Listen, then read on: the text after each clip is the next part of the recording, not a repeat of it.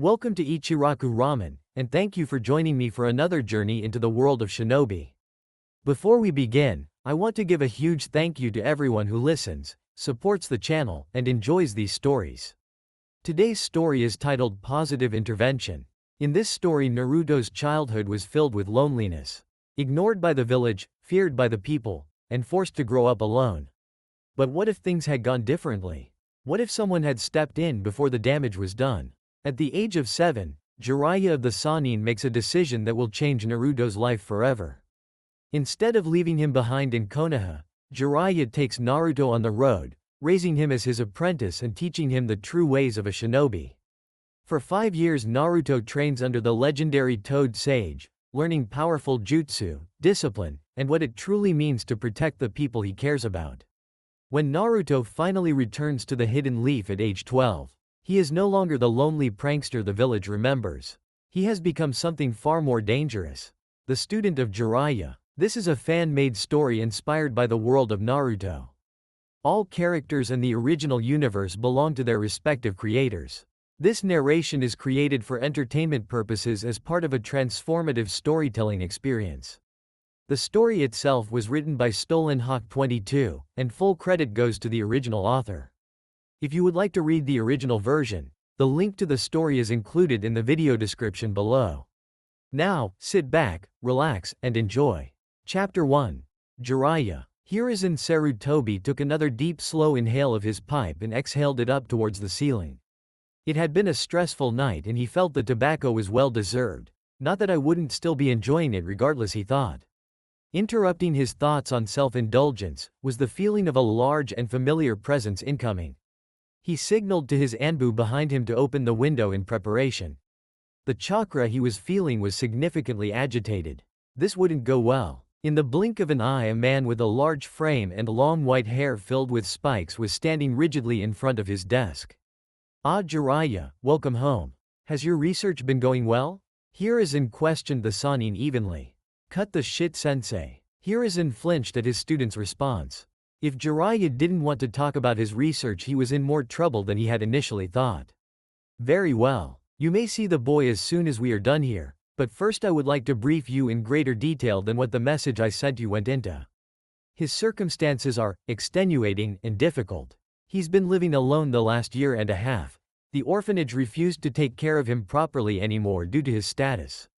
The villagers still see him as less than he truly is, not able to look underneath the underneath, and many of the shinobi as well are still bitter towards him due to the attack." With each sentence the Hokage spoke, Jiraiya tightened up more and more, shoulders rigid, flexing his hands into fists. His jaw muscles rippled in agitation, and his breath was escaping his nose in noisy bursts not unlike an enraged bull. A lesser man would have seen the rage building in such an imposing man, a shinobi renowned across the elemental nations, and shied away. Sarutobi pressed on in a steady and calm tone, betraying his true feelings. Despite the village's hatred being poured onto him without true reason, the boy continues to be warm as the sun towards anybody who will acknowledge him. His resilience and determination are truly astounding. He even decided he wants to become the Hokage. At that, Jiraiya lost just a little bit of tension, head tilting the slightest degree to question the Hokage on how that came to pass. Lesser shinobi, those below the Jonin level, would have been unlikely to even see the movement. Sarutobi saw it, interpreted it, and prepared an answer for it without a moment's hesitation. He sees how the higher-level shinobi are treated, and he sees the respect the office holds. It appears that instead of trying to return the village's hate through revenge, the boy wishes to avoid hate altogether, and instead become a shinobi worthy of the village's respect. Despite the strong pride Jiraiya felt in his chest at hearing about the goal of his godson, he cut his Hokage off. He should already have their respect. He's supposed to be seen as a hero. That's what Minato wanted. That's what you told me Minato wanted. What he asked for in his dying breath, Hokage-sama. Jiraiya's voice level never raised, but instead became more rage-filled and intense as he spoke, before spitting out Hiruzen's title and honorific. Sarutobi, a man who was tempered, tried, and tested by 3 great shinobi wars, countless smaller battles and skirmishes, and decades in the office of the Hokage, flinched at it. A visible reaction from the Hokage at all was nearly, if not entirely, unheard of. A visible reaction that even a genin could spot was tantamount to unthinkable. For a split second, Hiruzen Sarutobi, the god of shinobi, professor and Hokage of the greatest of the 5 elemental nations, reeled at his students' words. Not even at the ceasefire of the Third Great Shinobi War had the Tsuchikage spoken to him with such disdain and disrespect. Hiruzen took a silent deep breath and looked the Toad Sage in the eye. He deserved it and he knew it, so he didn't even think to reprimand Konoha's spymaster. I'm taking over as his guardian. I will not allow Minato and Kushina's legacy to be tossed to the side like trash. He deserves the love that they would have given him, to be raised how they would have wanted him to be raised. He deserves to be seen as the hero that they wanted him to be, and I'll be damned if he won't get it. The Sandaime had never seen his spiky-haired student speak with such intensity or passion before. Not when he talked about his research and novels, not when he talked about bringing his traitorous team back or taking him down, not when he spoke of his love for his favorite incognito medic, not even when he revealed to Hiruzen that he had set his sights on bringing peace to the ninja world. The Hokage sighed, and in the duration of that short breath he made up his mind. The council and elders will not be happy, they think it's good for the boy. Danzo believed. An insanely large amount of killing intent cut him off, and he saw fire burning in the Toad Sage's eyes. Damn the council, damn the elders, and especially damn Danzo. I'll send them all to early funerals myself if I have to. They don't deserve to even speak of him, let alone make decisions about his life. Not when Minato sacrificed his life for them. Hiruzen silently thanked himself for dismissing his Anbu and sealing the room off before they started their discussion. A lesser man would be accused of treason for those words. A lesser man would have killed them already. Jiraiya shot back coldly. After a few seconds of silent acknowledgement to that statement, Hiruzen questioned his bullheaded student. And what of your spy network? I'll need more help from the Anbu, and a few higher-level jonin, and I can take him on travels to allied and safer countries, and when my travels take me to more volatile regions, I'll arrange for somebody to watch over him. That's a hefty price to ask of your village, Jiraiya. He wanted to be mad at that statement, to fuel the flames of his anger, having had the village ask more of him than it rightfully should have. But his rage had started to cool as his sensei started to give in, and the Sandaime had sacrificed more of his fair share for the village himself. I wasn't asking. Despite calming a little, he still had not forgiven. The Hokage had lost all bargaining chips earlier in the night when the boy had been involved in the incident. He had been left in charge of him after all. He had promised he'd take care of him. Promised Minato. Very well, I will allow you free rein when it comes to the boy's life from now on. Just keep me in the loop and I will hold off the council the best I can. If you can't hold them off entirely, I will kill them. All of them, elders included. I wasn't kidding earlier. Jiraiya's statement was said with finality, and Hiruzen realized just how serious he was. Jiraiya, you know I would have to intervene and stop you unless you had sufficient evidence and reason. Sarutobi reasoned. Assuming I'd cooled down enough not to take you down with them, I would take him, and I would defect. On my honor as the Toad Sage of Mount Myoboku. Hiruzen was, once again, taken aback by Jiraiya's words. Speaking of such things was treason, blatant treason, yet he couldn't find it in himself to even be upset at his student's words. In fact, if the roles were reversed, he could see himself uttering the same words. Not to mention the implication that Jiraiya believed he could win a fight against his sensei and Hokage. I see, he replied somberly. Despite your treasonous words, I find myself not only okay with them, but agreeing with them. It seems I laxed in my retirement, and still haven't regained my edge since I was reinstated.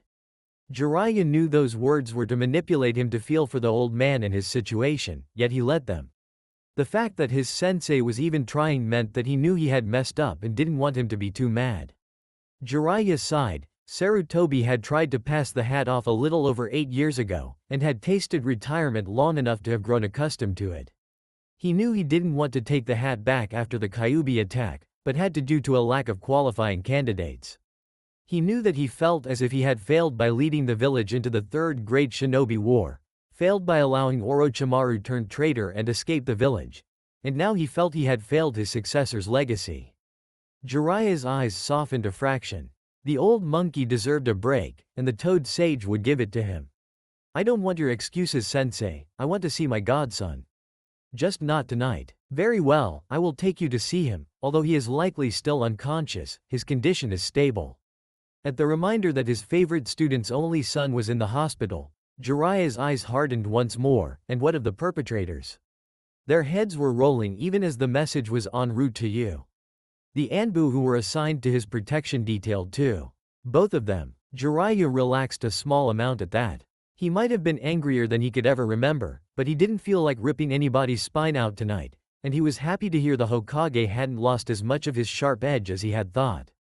Hiruzen rose to lead his student out of the office after deactivating the privacy seals. The two turned to head out of the office through the doors, another action that showed the seriousness of Jiraiya. He hadn't used the doors in over 25 years, preferring the window due to how badass it is. As they headed out, Sarutobi stole a look at the pictures of the Hokage on the wall by the door, specifically at Minato's. He had failed the village, his sensei, the previous Hokage, and the will of fire that he had inherited from him, failed his student, and failed his successor. It was due time that he rectified that. All of it. Jiraiya, I am sorry. You have shown me how I have failed. I will make it up to you, that is a promise. Jiraiya's eyes softened, almost to their normal state. Thanks, sensei. You are forgiven. He threw a punch at the elderly Hokage just for old time's sake. Hiruzen leaned back, not even moving his hands from where they were clasped behind his back, and dodged the punch, more out of habit and instincts than anything. But I'm still pissed, and you owe me one. Hiruzen smiled lightly for the first time that night. I expected nothing less from you, Jiraiya. You have the dead of the Hokage's office to call upon whenever you wish. Chapter 2. Meeting Naruto.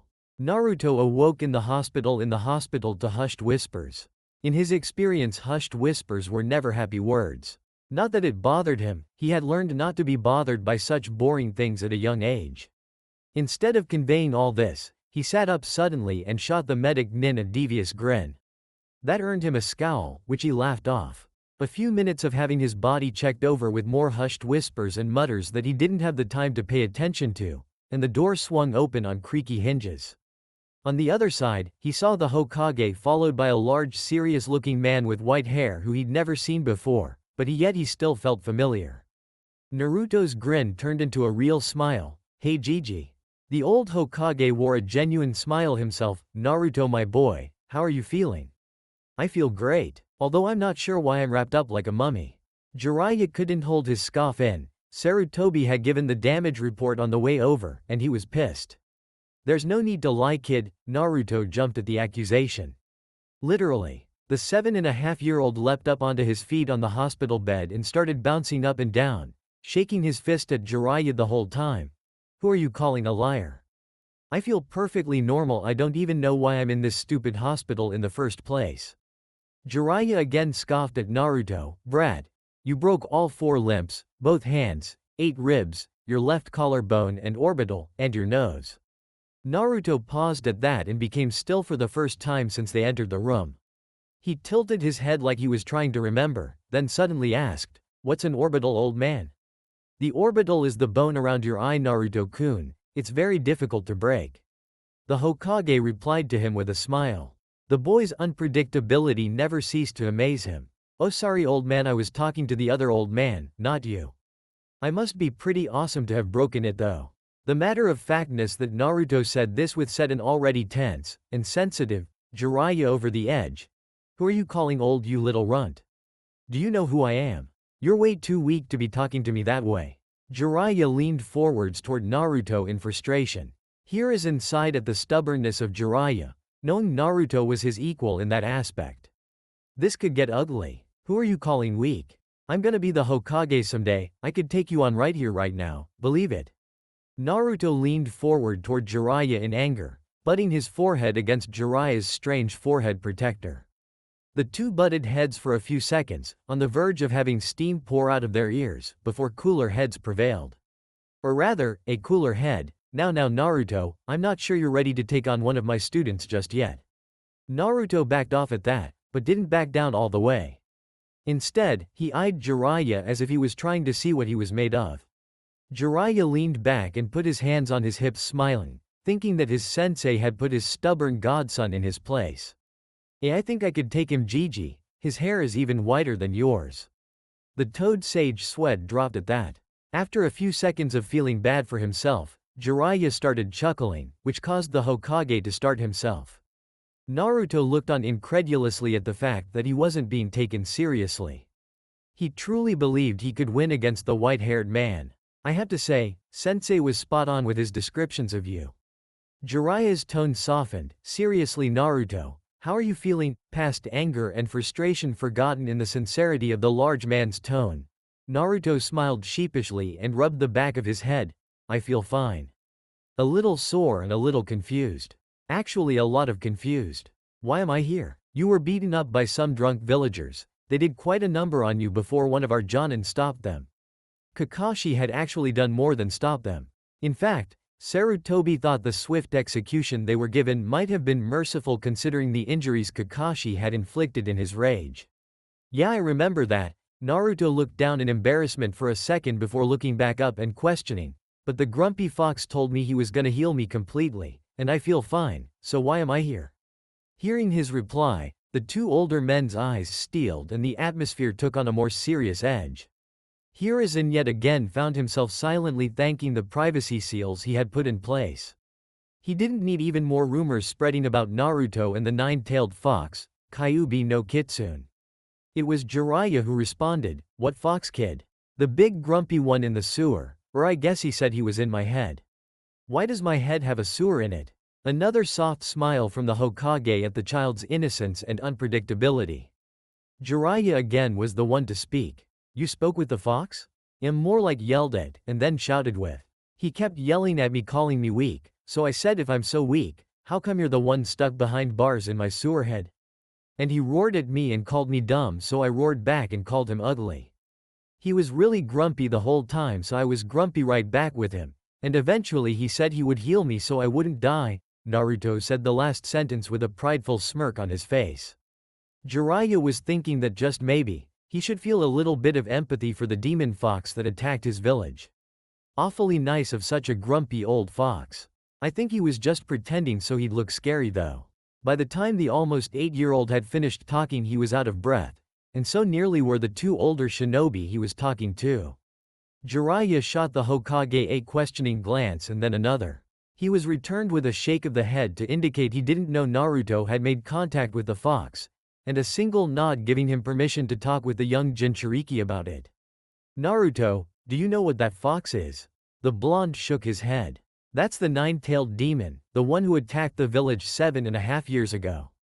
Jiraiya informed him somberly. A few seconds of thinking and Naruto had his response. Nice try, old man. He's not a demon, he's just a really big fox.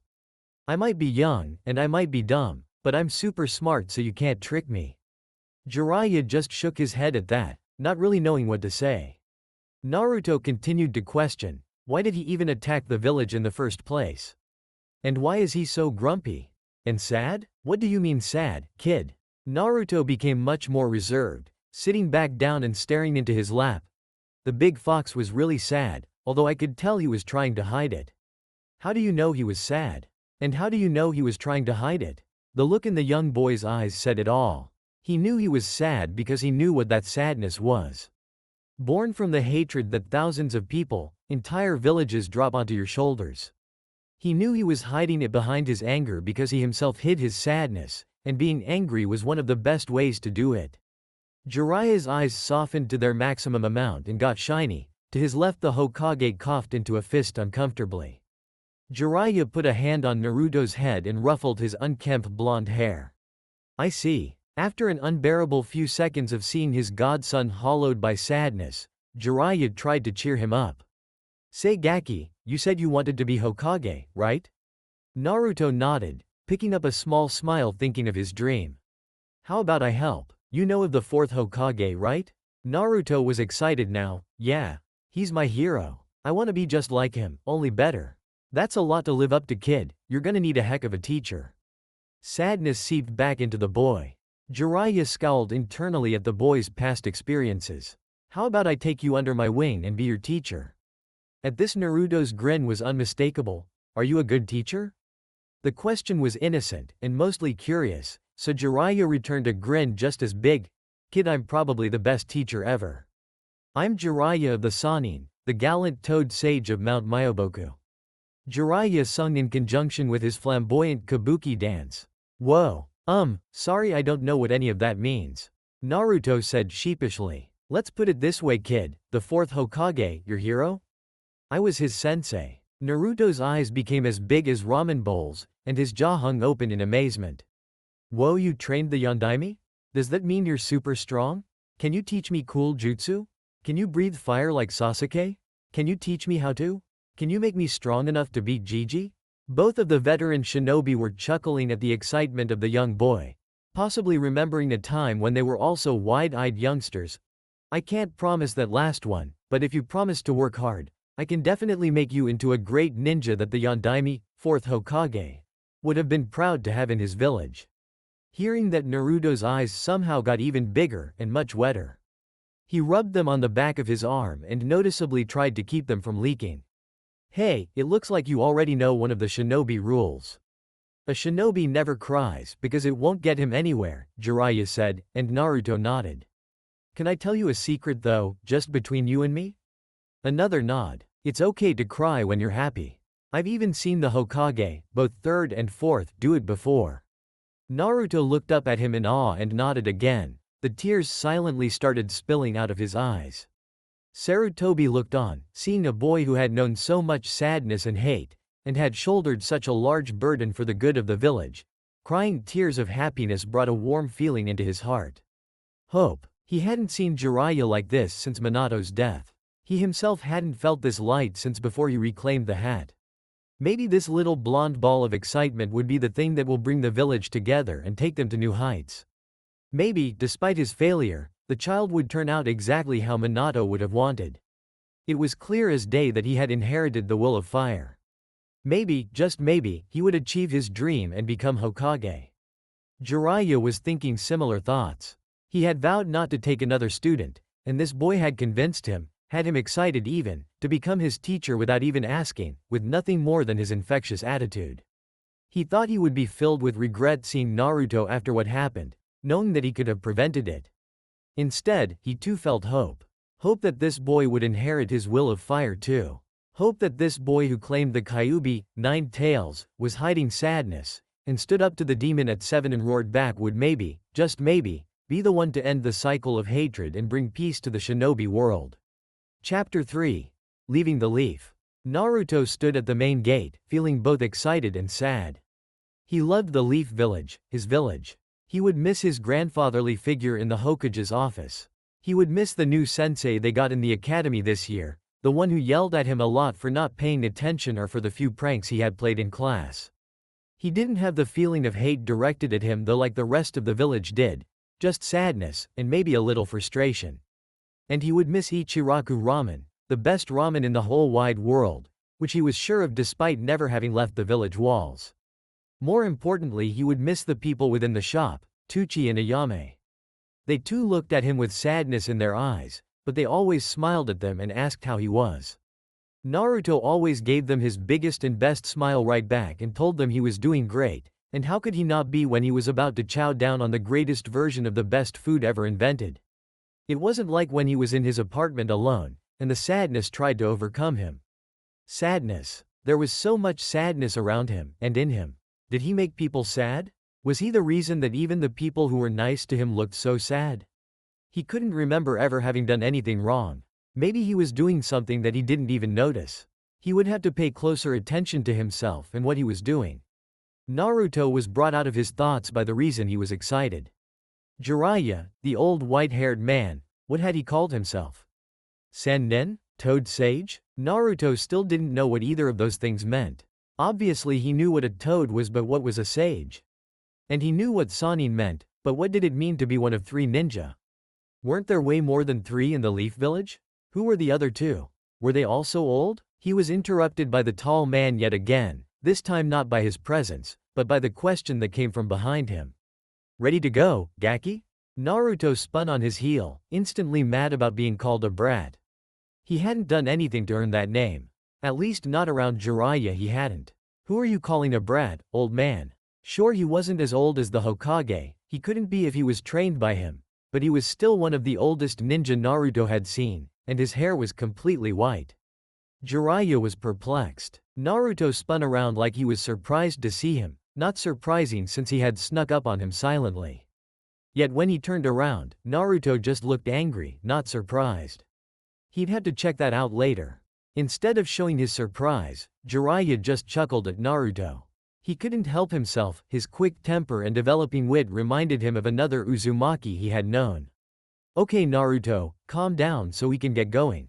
Where's the rest of your stuff?" Naruto was confused by that question. He had just about everything he owned in his backpack. Both his spare set of clothes and his pajamas fit in there easily, and he even added in a few cups of instant ramen. Never could be too careful. "It's all in my backpack." His confused tone betrayed his thoughts. Jiraiya felt rage boil deep inside him yet again. Maybe he should make a trip to the council and lop a few heads off. It was early morning, he still had time after all. "I was just asking so I could show you the first of many things you'll be learning as my apprentice." Naruto lit up at that, which he loved to see, but he still felt guilty. He still hadn't told him he was his godfather. How could he after seeing how he lived? The kid would probably hate him after that. Best to wait till they made it back to the village in a few years. Jiraiya pulled out a basic storage scroll, one of his own making, and showed it to Naruto. Naruto balked at this a bit, thinking he was gonna see a super cool new jutsu that would help him become Hokage. Instead, this old man pulled out a scroll. Maybe he was starting to lose it. "It's just a scroll?" he questioned. "Oh ho, but just watch what it does. Here, hand me your backpack." Naruto thought about it for a second. He didn't want to give up his ramen, but the Toad Man seemed pretty certain and even excited.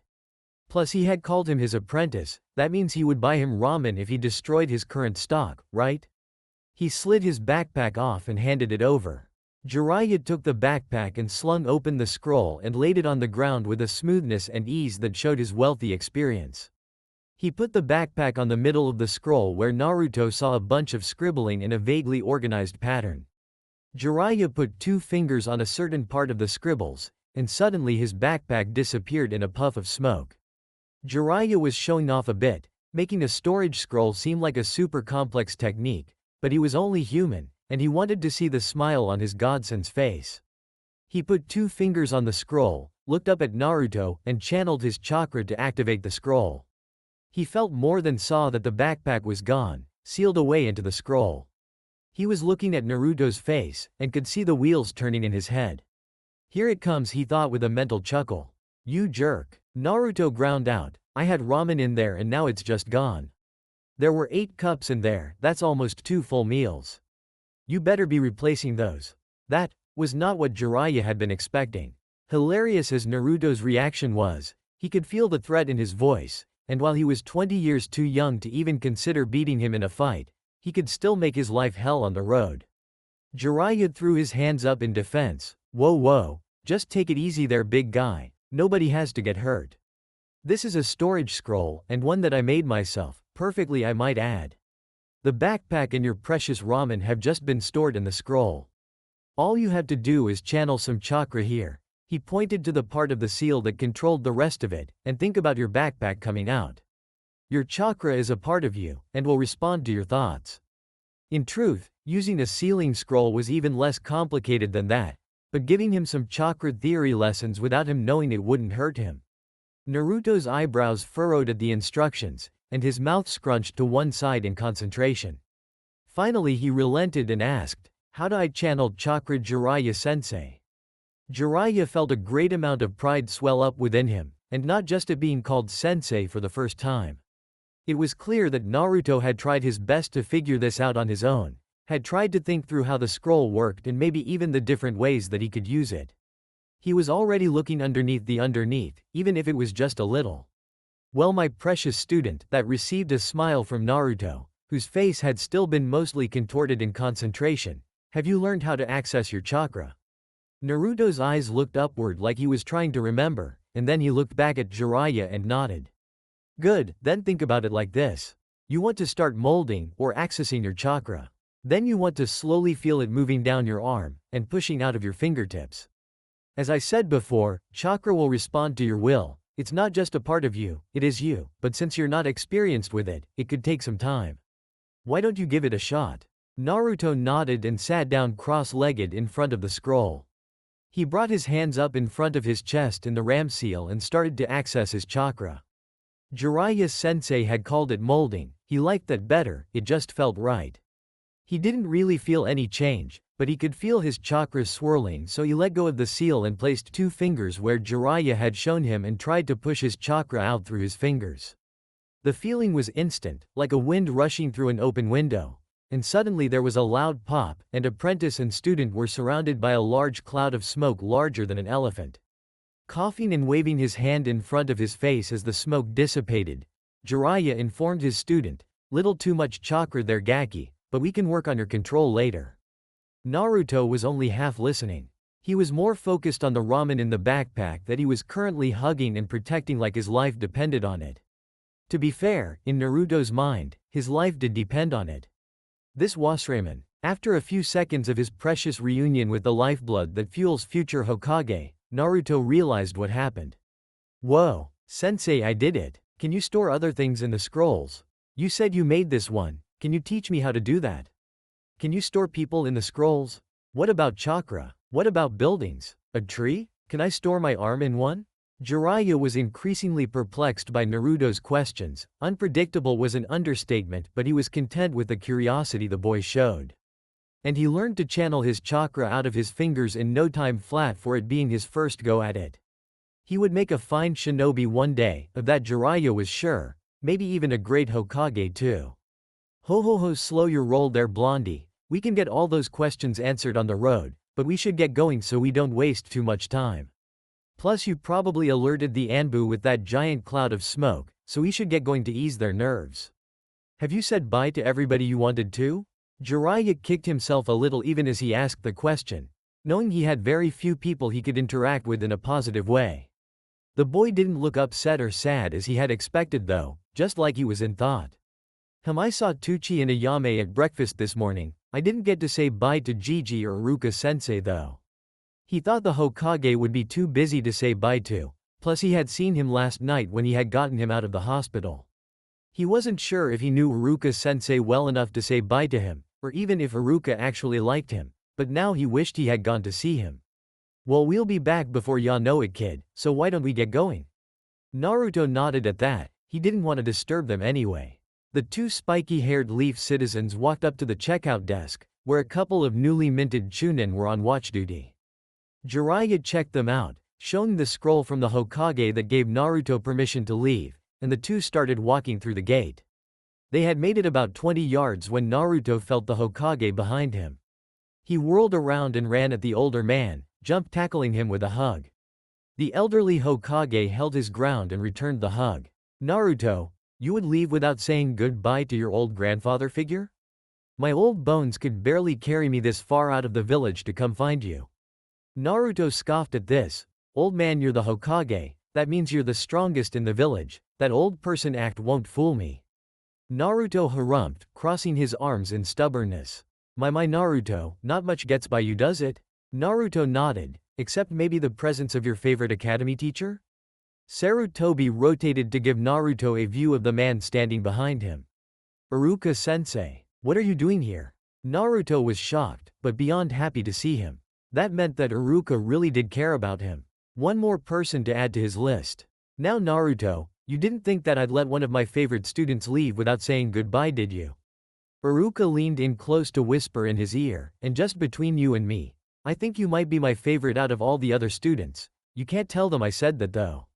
Naruto nodded very seriously and whispered back, "Don't worry, sensei, your secret is safe with me." His voice grew louder. "A great shinobi never reveals secrets, and I'm gonna be the very best. It's going to take a lot of work to become the best ninja and Hokage, Naruto, and you'll have to listen carefully and learn from Jiraiya whenever he's speaking, and pay close attention to his actions to learn from those too." Naruto didn't look sad at the news of how hard it would be. His chin was up and his chest was puffed out. He looked determined. "But I can see that you already know that. I have no doubt that you can do it, Naruto." Iruka donned a happy smile thinking about it. "I believe in you completely." Naruto was shocked at this. He had only known Iruka-sensei for half a year, and here was saying he believed he could become the Hokage someday. His eyes started to water for the second time in as many days. Jiraiya had told him it was okay to cry out of happiness, but he still tried to hold it back. It wouldn't do for the future Hokage to be seen crying every single day.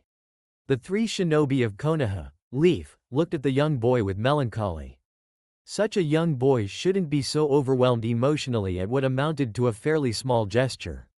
Every young child should have somebody to believe in their dreams. It was unfair. This is my doing, Hiruzen thought, and he could barely stomach that fact. Never again will I allow my inattentiveness to harm this village or anybody in it. Hiruzen interrupted Naruto's emotions before he could let waterworks begin. Naruto, I wanted to give you this. Sarutobi held out a cylindrical tube for him. He had decided last night that it was time the boy knew, and he had been up until the sunrise compiling everything he could for him. That contains a storage scroll. Everything in that scroll is yours. Naruto took the scroll and looked it over. The end caps of the tube were red and had a swirling pattern on them, like he'd seen on the vests of some of the older shinobi around the village. The tube itself was also red, with black scribbles that looked kinda like the ones on the inside storage scroll that Jiraiya had given him. Gigi, what are these black scribbles? Jiraiya hadn't told him exactly what they were, just how to work that scroll. Those, Naruto, are characters for fuinjutsu, sealing techniques. When you combine them together, like that, they make a sealing formula. It's an old and complex art, that's very difficult. Not many shinobi practice fuinjutsu these days. Lucky for you, Jiraiya here is likely the foremost practitioner in the elemental nations. Naruto looked at the toad sage in awe.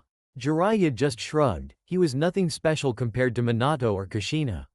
This specific formula is called a blood seal. Only the people who have blood that is recognized by the formula will be able to open it. Hiruzen had found the old tubing in a box full of Kushina's stuff that he kept in storage. It was an Uzumaki scroll holder. The seal on it would only open to those with Uzumaki blood. Luckily it hadn't been sealed yet, so Hiruzen had gathered what he had wanted to give Naruto, and sealed it in a scroll, then sealed the scroll in the tubing. Now only Naruto or Tsunade, to his knowledge, could open it. Jiraiya will show you how to open it later. I'm sure you're excited to get going on your trip. You bet, old man. By the time I get back I'll be strong enough to take that hat right off your head. Hiruzen and Iruka chuckled at this, which frustrated Naruto for a second before he too joined in. Naruto, I actually have something that I wanted to give you as well, if you'd take it. Naruto once again was taken aback by this. Iruka had surprised him twice now. Maybe he needed to start paying closer attention to people he was around. Iruka reached into his pocket and pulled out a leaf? It looked like any leaf that he had seen fluttering about the village, about the same size, too small enough to fit in even his 7.5-year-old palm. This one, however, looked like it was made out of clay, that had been hardened and painted the correct shade of green. He didn't really need a paperweight, but he took it from Iruka anyway and bowed as he thanked him. I know it's not as interesting as a storage scroll or as cool as a sword or anything like that, but I thought it would be a reminder of home for you. You could look at it after a long day of training, and remember why you're doing it, remember what your goals are, and the people you're trying to get strong enough to protect, and the village that you will one day be the leader of. Iruka said with a growing smile. He didn't know how, or even why, but this little blonde student of his had wormed his way into his heart and taken root there, and he suspected there was no way of getting him out. It was all too much for Naruto. His eyes watered again, but this time he couldn't stop the tears from falling, not that he was even trying anymore. The two people standing in front of him meant so much to him. They believed in him, and were trying to help him. They gave him gifts. Nobody had ever given him a gift before. Not even on his birthday. He would cherish both these gifts forever. He made up his mind right then and there. He would become Hokage, and yes, he would do it to gain acknowledgement from the people of the village, but that was secondary now. Now, he would gain the strength to protect the people that already acknowledged him, that believed in him, that he considered precious. That's why he would become Hokage, to protect his loved ones. Jiraiya put his hand on his shoulder. We should get going, Naruto. Naruto nodded and ran up to the Chunin and Hokage and did his best to hug both of them in his much too little arms. Thank you, both of you, so much. I promise I'll become the greatest ninja either of you have ever seen. He whispered to them. The determination in his voice was something that Sarutobi hadn't seen in most of his jonin. It was nearly impossible for an academy student, he could practically feel it. This boy was truly something else. Naruto stepped back away from them, his electric grin reappearing on his face in a more typical Naruto fashion. Gigi, Iruka-sensei, I'll see you when I get back. Old man, you better have that hat fitted for my size by then. And sensei, we can fight when I get back, I promise I won't beat you up too bad. Something else indeed, here is in thought. You know Naruto, Sarutobi finished with, I hear young Sasuke-kun also wants to be Hokage. You better work really hard if you're going to beat it. Naruto was distraught at hearing this and turned to his newly acquired teacher. Come on Jiraiya-sensei, we gotta get going so you can start training me. I can't lose to Sasuke, he's a jerk. Naruto started tugging on Jiraiya's sleeve, trying to drag him along the road, much to the Sannin's amusement. He did turn over his shoulder and waved to the Hokage and his academy teacher one last time before turning back and marching away from the village in determination. Once he was out of earshot, Iruka leaned towards the Hokage. Forgive me Sandame-sama. Lord Third. But I haven't heard that Sasuke wants to be the Hokage, how did you find that out? Sarutobi sported a knowing smile and let loose a chuckle, something he'd been doing a lot while around Naruto. I didn't, but Naruto doesn't know that, and a rivalry amongst young boys is a tried and true method to motivate them. Iruka didn't like keeping the truth from his students, but he supposed the third Hokage had a point. Toad Sage and Apprentice had made quite a headway to the southwest, and were setting up camp about 2 hours short of nightfall. Normally Jiraiya would keep moving until after sunset, but Naruto had a long and emotional day, not to mention an extremely rough night after being hospitalized. Still in the land of fire, they had plenty of trees for cover, and they made camp about a mile into the forest, far enough away from the road to avoid all but the very best sensors. They were in a small clearing, large enough to hold 2 tents and a small campfire while still leaving enough room for Naruto to train if he was up for it. Jiraiya made 4 shadow clones to go set up a perimeter of seals and barriers, never could be too careful. Upon seeing Jiraiya make the shadow clones, Naruto's eyes widened. Old man, you gotta teach me that jutsu. I bet I could kick Sasuke's butt with that. Well Naruto, first, can you tell me the 3 main types of jutsu that shinobi use? Jiraiya asked. Well there's ninjutsu. And taijutsu was one I think, and I can't remember the other. Naruto sheepishly rubbed the back of his head.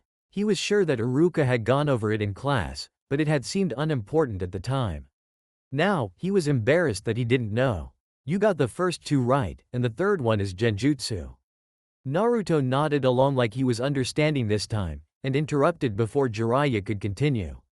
But what about that thing Gigi was talking about with the scroll, fuinjutsu?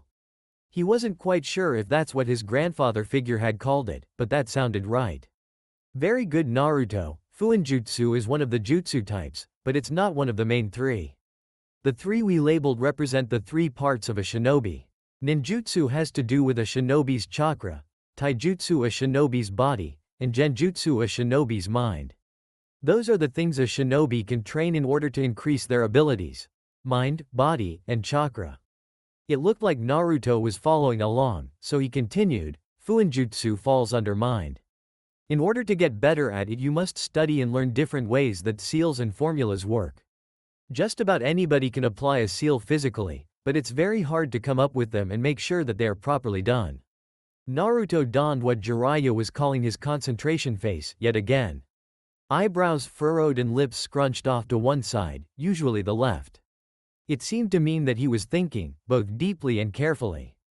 Might as well pile it on, Jiraiya thought. It's not like we won't have plenty of time to go back over it later. He continued, there are other subcategories too, but we'll get into those tomorrow. Naruto was nearly overwhelmed. He never knew that being a shinobi was so complicated and had so many things to worry about. He better pay close attention like Gigi said, and learn everything he could. Time for Jiraiya to get to the point. So, you want to learn the Kage Bunshin no Jutsu, shadow clone technique, that I just used? Bunshin, clones, are a form of ninjutsu, so you need to train your chakra before you can learn an advanced technique like that. As far as Naruto was concerned, training his chakra so that he could make more of himself was totally worth it. He wondered how many of himself he could make. Jiraiya cut off his train of thought. Now, there's 2 ways to train your chakra. You can either train your reserves, which I don't think will be a problem for you, or you can train your control, which judging by your use of the scroll, is going to be the hardest aspect of your shinobi abilities. Jiraiya finished. Naruto was never one to be told he couldn't do something, so he instantly jumped on the defensive. What do you mean it's gonna be the hardest? It sounds easy, you said chakra is just part of me, like an arm or a leg, right? Then I should be able to control it easily. While this was an oversimplification, Jiraiya was impressed with his thought process and reasoning skills. They weren't nearly as bad as what the reports from his year and a half at the academy said. It's not quite so easy, Gaki. Many shinobi train their whole lives, and never master their chakra. Granted, most shinobi didn't live past 20, but Naruto didn't need to know that just yet. And to make things harder for you, you have an unusually large amount of chakra, and if my mediocre sensory abilities are right, your chakra pool is heavily made up of yang chakra. Naruto looked like he was going to ask a question, so Jiraiya cut him off. It was getting late and he wanted the boy to get some training in. A lesson for another day, Naruto. Just know that yang chakra is really dense, and it seems like your chakra has about 10 times more than normal. That makes it much harder to control, coupled with the sheer amount that you have, and it's basically a nightmare scenario. You'll probably never be able to even do genjutsu. Naruto looked quite sad at this, and Jiraiya realized he was laying it on a little thick, and quickly added, "Don't you worry though. There hasn't been a cage that's ever had a small amount of chakra. They all have more than you do right now, they just learned to control it through hard work and tons of practice." Naruto's smile returned. If that's all it took, then he would master his chakra in no time. Alright sensei, how do I practice my chakra control? It ain't gonna practice itself. And you know what? I am gonna learn genjutsu someday. I don't care what you say, even if you are my sensei, and even if you did train the Yondaime, I know I can do it. Jiraiya chuckled at the young boy, something he'd found himself doing a lot, completely unaware that his own sensei had the exact same thought, not 8 hours earlier. The child just had a way of projecting his hope and determination onto those close to him. Alright Naruto, I'll tell you what. We'll work backwards. When you can complete this tree climbing exercise, Jiraiya began walking up a tree, body parallel to the ground. Much to Naruto's surprise, I'll teach you the Kage Bunshin no Jutsu, shadow clone technique. The boy had more chakra than most Jonin already, and it would only get bigger.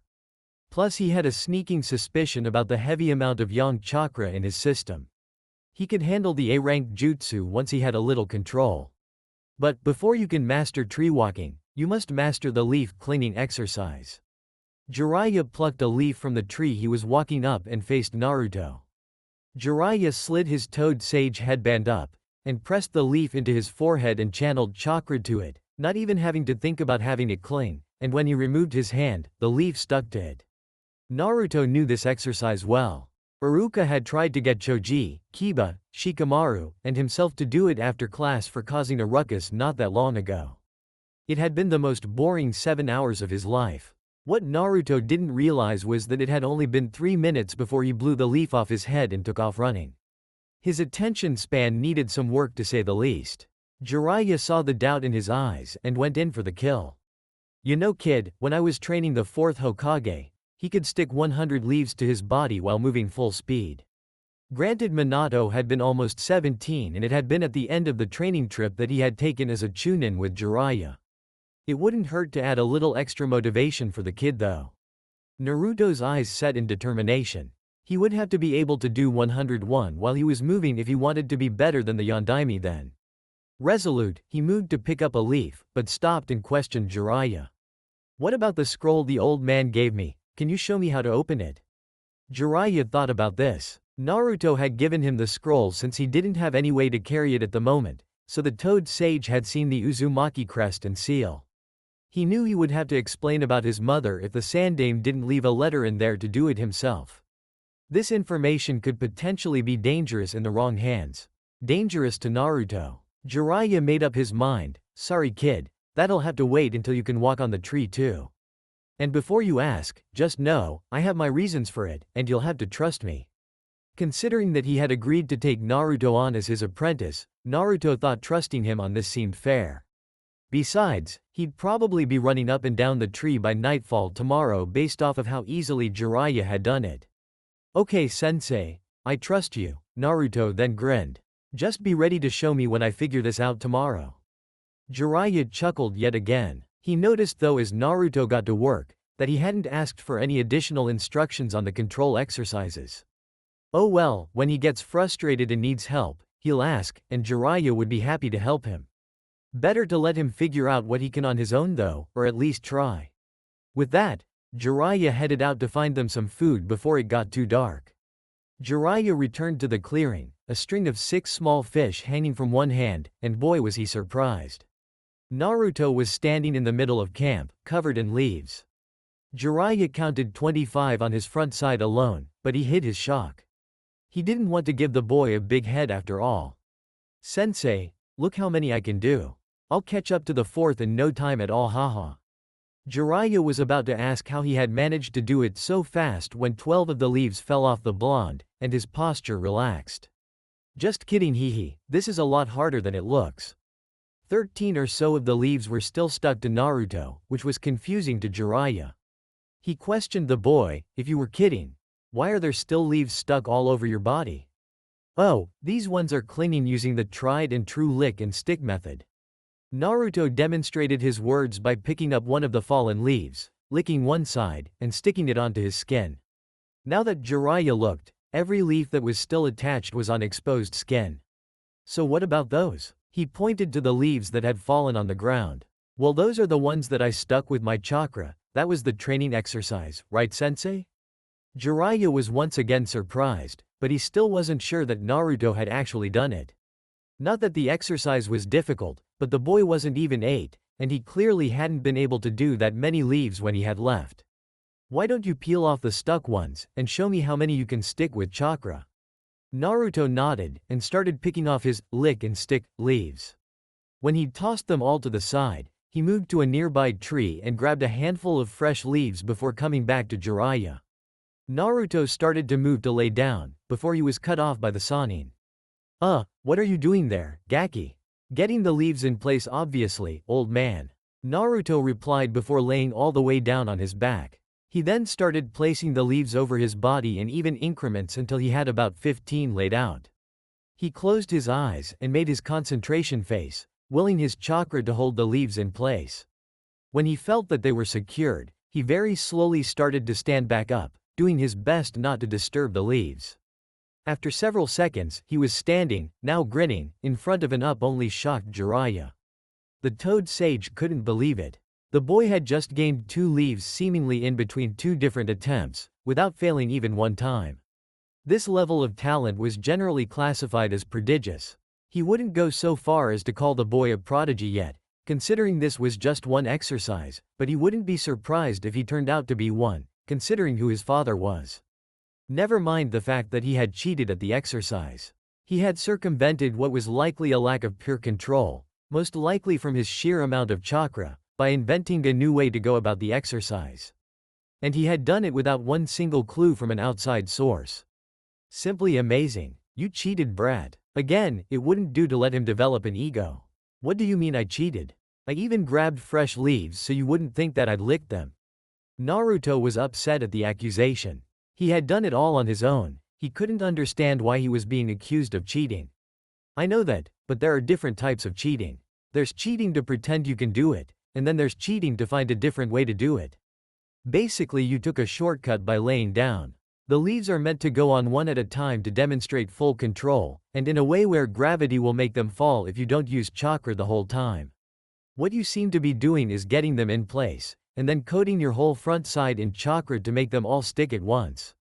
Naruto's face was falling at the explanation, so Jiraiya marched on with it. Still, you have to control the output properly, which is impressive, and the ingenuity that you showed coming up with that strategy isn't something I want to discourage. That cheered the boy right up, and it should. Not more than an hour after initial instructions and he was already blowing away any expectations Jiraiya had for the next 2 weeks. You can keep doing it your way for now, and we will work on finer control later. It'll probably be quite the challenge for you to even get one down given the amount of chakra you have. Naruto just nodded at this, but something shifted in him. His determination was nearly radiating off him, and suddenly Jiraiya thought he might not have as much trouble as he initially expected. Well, let's get some food in us, You must be exhausted after the last 2 days. If you want to work on the control after dinner, you're more than welcome to. Naruto nodded again, and Jiraiya used a small kaiten, fire release, jutsu to light the wood that had been gathered earlier for a campfire. He noticed how close of an eye Naruto had been watching him with when he had done that and just chuckled internally. He remembered when he was young and was all about learning jutsu too. Back before the wars changed him. Naruto watched as his white-haired sensei sharpened a stick with a few quick movements and a kunai, and proceeded to stick the 6 fish onto it, making a kebab of sorts. As Jiraiya put the fish over the fire like a rotisserie, Naruto went over to his backpack and grabbed 2 cups of the ramen that he had brought with him. "Hey old man, can you possibly boil some water for this ramen?" Jiraiya nodded, but asked, "Do you really need to eat 2 cups? If you only brought 8 of them you'll run out in another day or 2. I'm only eating 1, the other one is for you." Naruto replied quietly, "If you want it, that is." Jiraiya knew that for whatever reason, this was a big deal for Naruto to be sharing his ramen. "Sure I do, thanks Gaki. You're welcome geezer." Jiraiya let the nickname go this time. As Jiraiya prepped the meal, Naruto stopped paying attention and picked up 2 leaves. He stuck out his forearm and put both the leaves on top of it, one on his wrist by his hand, and the other right by the crook of his elbow, almost on his bicep. He tried to channel chakra only to the one on his wrist, and when he felt like he had it, he turned his arm over, letting gravity take hold of the leaf higher up on his arm. Only it didn't. Despite being nearly a foot apart, both leaves stuck fast to his arm. Dismayed, he cut the chakra to his arm and let them fall to the ground, and took the now cooked fish and ramen that Jiraiya was offering him and began eating. "Do you know what shinobi means to be a shinobi, Naruto?" Naruto thought about this for almost a whole minute, taking a few more bites of the bland fish before answering. "Well, Jiji is the Hokage, the strongest shinobi in the village, and he always says that the whole village is his family and that it's the Hokage's job to protect them all," he said in a quiet seriousness, "so I guess protecting your loved ones is what it means to be a shinobi," he finished. Soon Jiraiya would have to adapt to the constant unpredictability of the boy, or else his newest student would start to think of him as a fool with how often he was caught off guard. Not that Naruto was seasoned enough to tell when he was, but it was good practice regardless. "That's one hell of an answer Gaki, but it's not quite right." Naruto donned his frustration face, a very similar look to his concentration face, but his brows furrowed a little more, and his eyes held a different kind of fire. Jiraiya marched on. "To be a shinobi means to endure. It's not about how many jutsu you have, or how cool the ones you have are. It's not about killing, or even fighting, and it's not even about protecting your loved ones or clients either. Being a shinobi is about enduring anything that is thrown at you. It's about having guts, the guts to give it your all, get knocked down, and give even more the next time. It's the guts to never give up." Jiraiya was speaking with more and more intensity and passion, but now calmed to a slow and serious drawl. "Our world is harsh and cruel. A lot of ninja don't make it past the rank of genin, because they can't handle the life of a ninja. They don't have what it takes to endure the pain. There hasn't been a Kage, alive or dead, who didn't have to endure hardships that would break most jonin. If your goal is to be Hokage, I just wanted you to know that. There are no shortcuts, it will be hard, and at times, it will suck, but enduring it will make you that much tougher, that much stronger, and that much more capable." Jiraiya was finally finished. The speech might have been a little rough for a boy that age, but he saw greatness in his future, and he wanted to make sure that the blonde terror lived long enough to realize it. Naruto was wide-eyed by the end of the speech. Till now, Jiraiya had been mostly aloof. He knew the man was strong, and he could see seriousness in him, but he had also been relaxed the whole time that he had known him.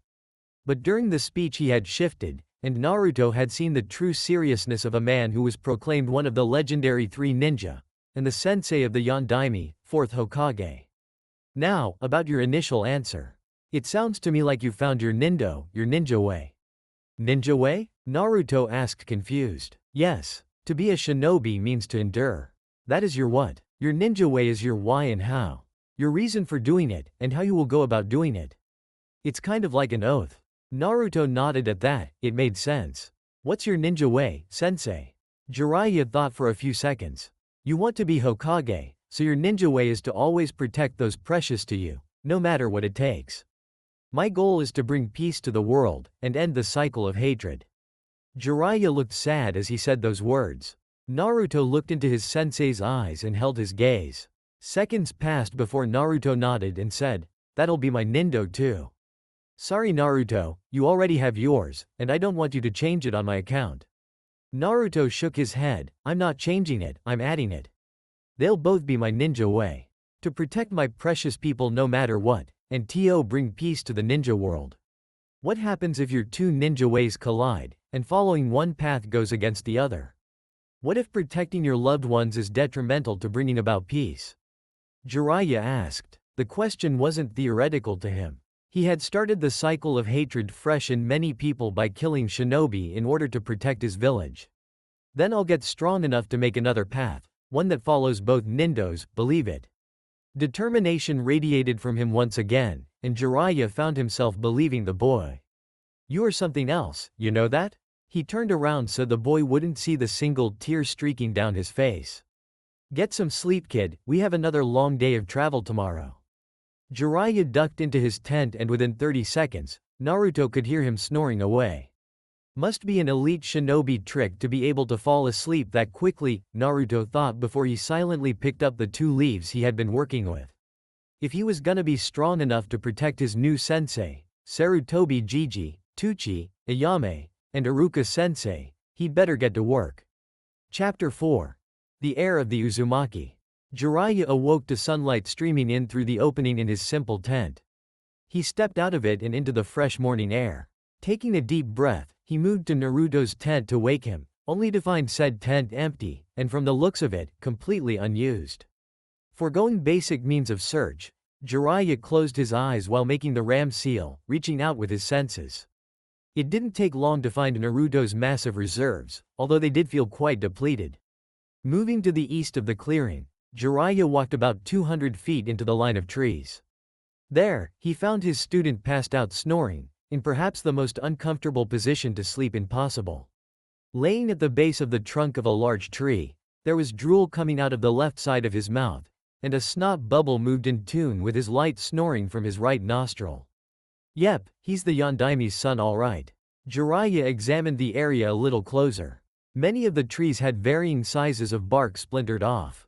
Given yesterday's training, he assumed the boy had been attempting the tree walking exercise. What's more, the tree he was laying under didn't have a single mark on it. That meant that he'd either fallen asleep before he could attempt to walk on it, or he had the exercise down. Knowing the boy for a grand total of a day and a half, Jiraiya was absolutely positive that there was no chance he fell asleep before getting it down enough to at least cling to the tree. The hyperactive blonde was too determined to give in that easily, and Jiraiya knew the speech he had given him had only fanned the flames of the boy's determination. Deciding it was best to let him rest, Jiraiya sent a pair of cage bunshin, shadow clones, to pack up the camp while he ran through a familiar set of hand seals. "Kachiyose no jutsu, summoning technique," Jiraiya said firmly. A puff of smoke revealed a toad of about human height, albeit much wider. "Gamma, this is my new apprentice Naruto that I sent word about. He seems to have overworked himself training last night. Mind giving him a ride for a few hours so he can catch up on sleep?" The toad croaked once, which Jiraiya knew was a yes. He picked Naruto up easily, and secured him on his favorite summon's head. He was appalled at the makeup of the boy. He was nearly all skin and bones. What muscle he did have was strong, probably a side effect of having the Kyuubi, 9 tails, sealed inside of him. That would have to be one of the first things he would rectify. He couldn't handle the type of training that Jiraiya knew he would soon be begging for if his body lacked proper nourishment. His charge secured, Jiraiya headed back to camp to grab the scrolls that his bunshin, clones, would have secured the camping gear in by now, with Gamma and Naruto in tow. It was nearly noon when Naruto finally awoke with a groan, sunlight beating down on him. "Welcome back to the land of the living, Gaki." Jiraiya let out cheerily. What happened Jiji? Where are we?" Jiraiya did not miss what he knew was Naruto's affectionate nickname for the Sandaime. "I thought Sarutobi-sensei was Jiji? Don't worry, I'm sure Gramps will like his new nickname just as much as the old one." The cheeky response betrayed the boy's late night. "Haha, well as long as you call him Gramps, I'll be alright with old man." Gigi and old man are the same meaning, Gigi is just more affectionate. Jiraiya shouted out light-heartedly. As for what happened, I was hoping you could tell me. I found you outside of camp passed out under a tree. You had a sizable dent in your chakra reserves too. Jiraiya decided to let the boy brag a little bit, so he tossed him a low-balled question. How many leaves can you stick to your body now? Just 2, and even that was insanely hard. Naruto sounded exasperated, though 2 leaves in one day really wasn't that bad at all. Progress was progress after all. This wasn't the answer Jiraiya had been expecting, however. Only 2, huh? I thought you'd have been able to do more than that by now. Jiraiya decided to push a little bit. Well, it's really hard to keep them in spot without using chakra all over my body. Naruto said, clearly frustrated. Plus, it takes more focus to keep my feet stuck to the tree, and I kept dropping leaves and having to walk back down to pick them up and start over again.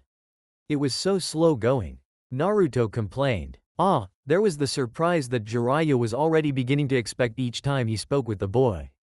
Going from 0 to 2 leaves in one night was something a fairly talented older academy student could do. For someone his age to get down tree walking in one night was bordering on prodigy. But he had seen Naruto struggle to narrow his chakra to even half his arm. With the amount of chakra he had, there was only one way to describe the boy. Genius. Well, why don't you walk me through how you got to where you did, and maybe I can help you increase that number. Naruto proceeded to clue in his sensei on his late-night training. Flashback. Naruto had been at it for about an hour when he finally turned over his arm, and one of the 2 leaves on it floated to the ground. Yes, he half-shouted, the word dying in his mouth when he remembered his sensei was sleeping in the nearby tent. He wasn't sure he could contain his excitement the more he advanced, so he decided to move a little farther away from camp. Once he was far enough away, he proceeded to continue the same exercise, however this time, he added another leaf between the 2. His goal was now to get the leaf in the middle to fall, and the 2 on the ends to stick when he turned his arm over. It took him about half an hour to get this down. The better feel he got for it, the quicker he seemed to pick up the next step. When he got to holding 5 leaves, and dropping 5, about 6 hours after Jiraiya had gone to sleep, he decided it was time to give tree walking a shot. He didn't really know how many leaves he would need to be able to stick before he would be able to walk up a tree, but he wanted to give it a shot so he could get some sort of idea. He walked up to the nearest tree and put his foot on it as he had seen Jiraiya do, and tried to channel chakra into it to start walking and fell flat on his back. Dumb tree. He brushed himself off and gave it another shot. This time he tried much more chakra, and before he could even put his full weight on the tree, the bark exploded, leaving a large dent on the tree. He rested his hand on the tree as he thought. Channeling chakra for the leaves hadn't been too hard, only condensing it to a small area had been, and no matter how much he used, the leaves never exploded. He had even gotten to the point where he could easily stick a leaf on the end of each of his 10 fingers. He found channeling chakra there even easier than it was to channel to his arms. He guessed that made sense though, he was much more used to using his hands for finer control over things like chopsticks than he was his arms. And my feet, he thought. All he used those for were walking and running really, maybe even the occasional jump if he was excited. He looked at the tree in front of him and decided to try his hands first and see if he could stick with those. Reaching up, he channeled chakra into his hands, and stuck them onto the tree. He then flexed his core and bent his knees so that he was just hanging by his chakra-stuck hands. He made it a few seconds before his control slipped enough for him to lose his grip and he fell. The next time he tried it, he made it 30 seconds. The third time he had lost count at 2 minutes and let go because it became boring. This threw him into deep thought. It was obvious he could use chakra better in his hands than he could anywhere else. It also seemed obvious, to him at least, that this was because he was so used to using his hands for everything, that he not only used them for finer control, but he thought of them in terms of finer control.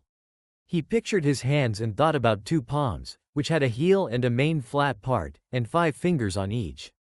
Each finger had 3 sections except for the thumbs, which had 2. Then there were the tips of the fingers, which were different from the pads of them. He thought of them in small increments, each of which he could channel chakra to. He remembered the first lesson that Iruka had taught them when he got to the academy. He had only been awake and paying attention because it was a new sensei, and because he hadn't received any dirty looks from said sensei yet. The lesson was about the chakra system. It didn't make much sense to him then, but now when he recalled his favorite academy teacher, he remembered him saying there were points on the body where the chakra could be released. There wasn't one huge gate that chakra came out of, but a bunch of tiny little ones. He couldn't remember how many or where they were, but if his newest sensei could walk on the tree, then there must be some in the foot. He tried to feel them in his feet, but felt nothing. He then tried to feel them in his hands, and thought he might have felt a vague something, but he wasn't really sure what. It was less of feeling something, and more of just feeling that he could make chakra come out of certain areas, like he'd done it before. That checked out as far as he was concerned, so he began to think of his feet more completely. There was a heel and inside arch, and the outer part of the middle of the foot. There was the ball of the foot, and the pad of it, as well as the pads of the 5 toes on each one. It didn't seem like there were as many parts to it as the hands, or at least parts that could come in contact with the tree. He guessed that was why ninjas used hand signs, and not foot signs, for jutsu. He figured his best shot was to try and focus on his heel, and the ball of his foot, as well as his toes. These were the spots that he was most familiar with because of walking and running. He put his foot on a different tree, and focused on the spots, trying to channel chakra to them individually. This time when he tried to step, he managed to lift his whole body up half a step before he slid back down to the ground. He grinned with excitement. That old toad man was in for a surprise in the morning. From there it was just trial and error trying to figure it out and get the feel for it. He found that if he tried to disperse his chakra into an area larger than his foot, that he had an easier time of staying securely in place. He'd mentally called this chakra seeping, as it felt like he was letting it leak from his control. It sounded counterintuitive, but it had felt right. Most importantly, it seemed to work. After another 3 hours, he could walk somewhat steadily up and down a tree, and had even started to try and stick leaves to his torso while doing it. Just as the beginnings of a sunrise began to creep over the horizon, he had passed out while staring up at his most recent tree. End flashback. Jiraiya had listened mostly quietly with interest, only interrupting to ask questions when he wanted something explained with a little more detail or to chuckle at something he said. Well Gaki, once again you've gotten the right answer using the wrong formula. Jiraiya chuckled at him. You're technically wasting a ton of seeping doing the, what did you call it? Chakra seeping? By allowing it to leak out, you're using a large amount of chakra to do a small chakra task. You're probably expelling 4 or 5 times more than what's necessary, and the extra chakra is just being wasted so that the proper amount is actually going towards the technique. Jiraiya held up his hand to cut off his apprentice before he could become sad. But once again Naruto, what you've done is kind of genius. You'll need to work on your control so you can feel locked in without using your chakra seeping method. But anybody else I know wouldn't be able to walk on a tree even a little bit with the amount of control you have. What does that mean exactly?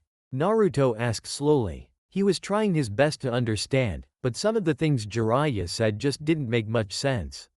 Frankly, you're a genius at sucking. The young blonde deadpanned at this. Well then you suck at teaching since you're my sensei, he said, sticking his tongue out at the older Sannin. Jiraiya face-palmed at his student's statement. I was just being sarcastic, Naruto. What I'm trying to say is that you're really good at doing things in ways they weren't designed to be done.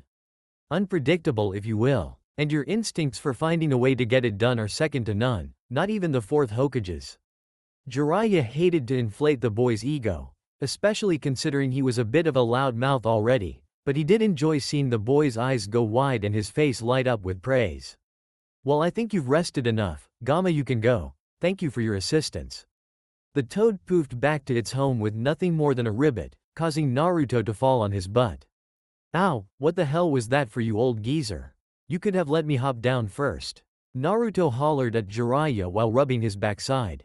If you think that hurts, maybe we shouldn't start your physical training today. After all, I'm sure you're not as tough as Sasuke Uchiha is. I heard he can do 100 push-ups, all in one go. I bet you can't even do 50 right now. Naruto had steam pouring out of his ears by the end of Jiraiya's taunting. Instead of trying to argue with the old man, Naruto wordlessly stared him down with all the might he could muster at 7.5, and slowly dropped to the ground and began doing push-ups, right in the middle of the road. No Gaki, I didn't mean to do it right, oh whatever, let's see what you got. And, that's 88. Not too bad Gaki, definitely better than I expected. Naruto was still at the top of his last push-up, his arms were locked out, his face was red, and sweat was dripping off his nose onto the compact dirt road. Not done yet. He managed to get out to Jiraiya. You know, you had to go down again to get 89. Can't. Jiraiya heard through ragged breaths. Then why don't you stop or drop?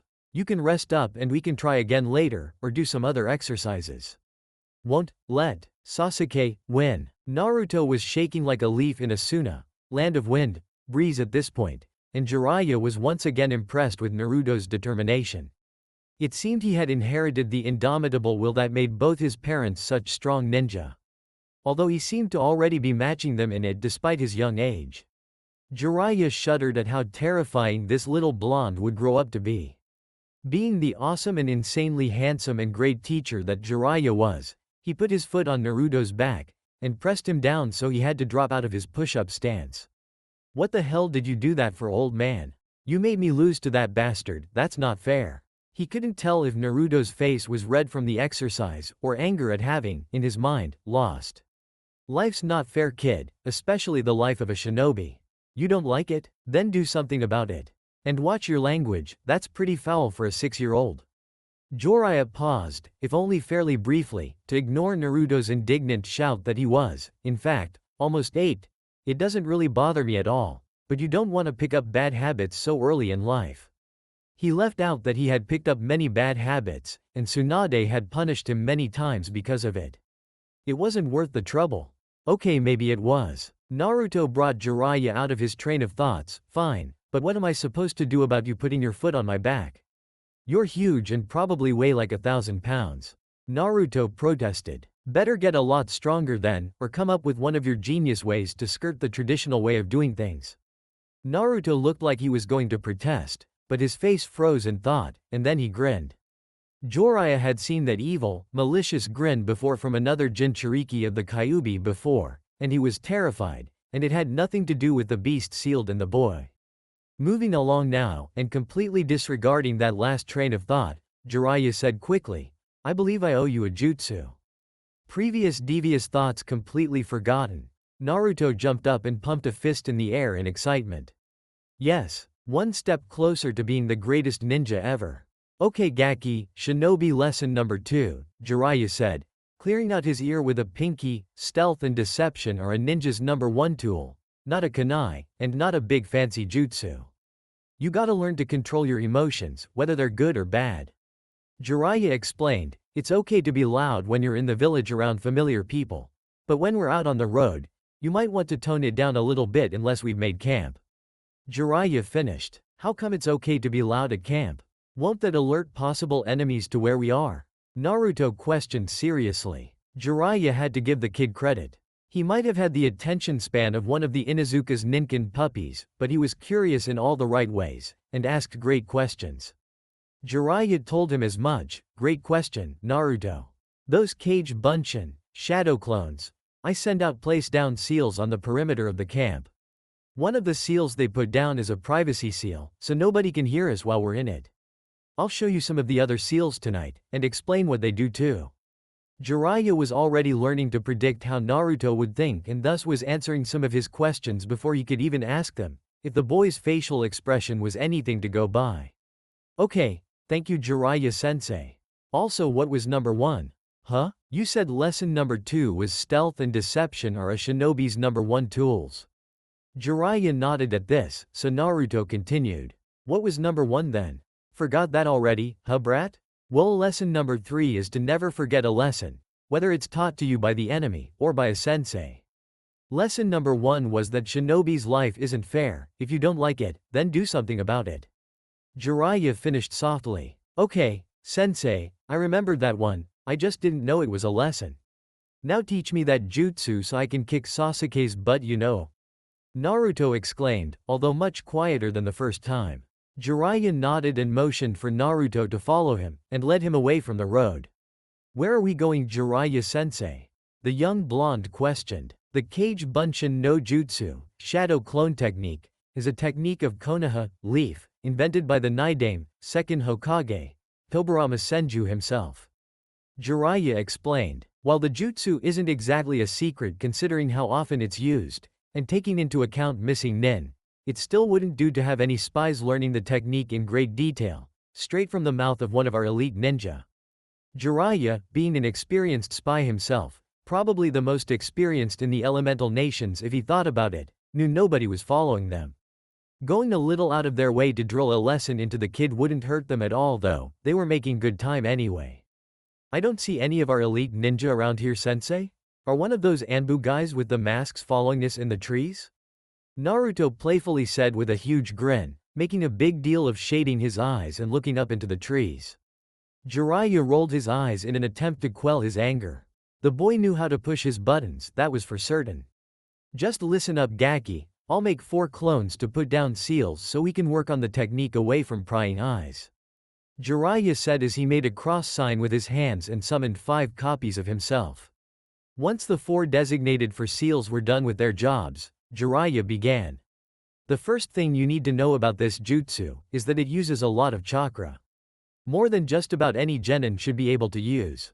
Because of this, you are forbidden from ever teaching anybody this technique without permission from myself, or the Sannin, 3rd Hokage. Am I clear? Jiraiya being serious was a sign that Naruto shouldn't joke around, so he just quietly nodded. Second, the clones break fairly easily. Jiraiya turned and punched the 5th clone that he had summoned, finally quenching Naruto's curiosity of its purpose. They don't have the durability that some of the other corporeal clones like the Tsuchi Bunshin, Earth clone, or the flexibility of the Mizu Bunshin, Water clone. Jiraiya continued to explain, in what Naruto would come to think of as his sensei voice. However, despite these weaknesses, they can be extremely useful. Yes, Naruto, you don't have to raise your hand though, you're my only student. Jiraiya said with some confusion. Oh, sorry sensei. Iruka sensei said it was rude to talk without raising my hand. Naruto shot out quickly before getting to his question. What other kind of Bunshin, clones, are there? You said earth and water, and this one is shadow. Are there fire clones? What about light clones? Can I make a clone out of kunai? Naruto inquired. This kid would probably give Jiraiya an aneurysm by the time he graduated the academy. He just had a way of questioning what essentially was hundreds of years of training in the status quo, without even seeming to try. He was just that curious, and thought that far outside the box. Actually, there was no box in Naruto's brain. It was more like a 100-sided object that was continuously shifting. Jiraiya thought some more before answering. You make some good questions, kid. And they were good, and Jiraiya would definitely lie looking into the last one that he had mentioned. Stupid kid geniuses. Fire clones, as far as I know, are too unstable and too damaging to themselves to be of any real use, or even be considered a technique. Wind clones would be even harder to control, and potentially dangerous to anybody using them if they burst at the wrong time. Jiraiya was more thinking aloud here than responding to Naruto. A lightning clone is an existing jutsu, and quite a dangerous one at that, especially in the hands of Kakashi. I suppose you could make a kunai clone, although going about it would be difficult, and I'm not sure what its use would be. The Shodem, 1st Hokage, was an avid user of Mokuton Bunshin, wood clones. And of course there's the Academy Standard Bunshin, which is more of a genjutsu really. I suppose you could make a clone out of anything really, whether it's worth it or not just depends on the chakra cost, and the abilities of the clone. Jiraiya concluded. Sensei? Yes, Naruto? I think I'm gonna need a notepad or something, that's kind of a lot to remember, isn't it? Naruto questioned. Yes, but it was less of a lesson, and more of satisfying your curiosity. We can revisit Bunshin later during a chakra theory lesson. For now, it's time to teach you the Kage Bunshin no Jutsu, shadow clone technique. Naruto was bouncing up and down, almost vibrating at this point. Come on sensei, let's do this. Jiraiya chuckled and nodded. Alright brat, for starters, I'll only allow you to try and make one until you get better control of your chakra. I don't need my sensei mad at me if you end up killing yourself on your first real jutsu. The blonde paled at this, but his face never lost its determination. The hand sign is real simple. You extend your middle and pointer finger on both hands, and make a plus sign with them. A plus, because you're adding more of yourself? Jiraiya had never thought about it that way. At the time he had learned it, he was just excited he could have more than one of him to kick Orochimaru's ass. Not that it worked. That's exactly right, Gaki. Glad you picked up on that so I didn't have to tell you. He had no shame, he couldn't let the almost 8-year-old think he was more clever than a Sannin. Now, when you're molding chakra, just picture your chakra forming into an exact version of yourself. Most people can't get it even the first few times, so we can try meditation to become more in tune with your body if you struggle with it. In truth, most Jonin took days to learn the technique, and that was only if that had well above average reserves. But the boy was so full of surprises, he wouldn't be surprised if he did it the very first attempt. Alright, I think I got it, sensei. Just watch me. Kage Bunshin no Jutsu. There was a huge poof of smoke, bigger than when Naruto had unsealed his backpack way back in Konoha. When it cleared, standing there was Naruto. Just one of him. Damn it. First, how do you feel? Tired at all? Naruto shook his head, in fact he felt better than he had before he tried. Alright then, you can try again. Try and focus on forcing your chakra into an area that's about your size. Naruto nodded, he was surprisingly quiet when he was focused. The blonde terror made the hand sign, called out the jutsu name as forcefully as he could, and tried to make a copy of himself. Another plume of smoke, and there was a deflated-looking version of himself lying next to him. He sighed. It's alright, Naruto, you can't get everything on the first try. Still feeling okay? Jiraiya questioned cautiously. He really didn't want Sarutobi mad at him. Yeah, I actually have felt better after trying the last 2 times, like I'm more calm and less like I'm gonna burst. Jiraiya looked perplexed at this, so Naruto just kept talking. Honestly, it feels wrong. Do you mind if I try something? Jiraiya nodded. The boy had proven himself plenty capable of finding solutions already. Just don't overdo it and use too much chakra. Naruto nodded. Kage Bunshin no Jutsu, Naruto said, making the hand sign. He closed his eyes and focused on a mental image of himself, and pictured more appearing around him the way they had for Jiraiya. He then willed his chakra to act and do as he wanted. There was another poof of smoke, this one wider than tall. When it was all clear, there were 5 perfect copies of Naruto standing around with the biggest grins Jiraiya had ever seen. Jiraiya walked up and poked one right in the forehead despite its protests. Yup, it was solid. He turned to the real Naruto. Are you okay? He asked seriously. Nod. How much chakra would you say you have left after those 3 attempts? Just a rough estimate will work. Naruto rubbed the back of his head sheepishly. Sensei? As far as I can tell, that was the same amount of chakra that I used when I tried to just make one. I wasn't even trying to make 5, I just pictured you making them when I molded the chakra, and it happened by accident. It doesn't even feel like I used any chakra, or maybe I don't know what that feels like. Jiraiya just shook his head, looked up at Naruto, opened his mouth, and then shook it again. You're something else, Gaki, ya know that? Naruto smiled at him. So you keep telling me, ya geezer, he beamed. Just for that, I'm imposing a limit on you.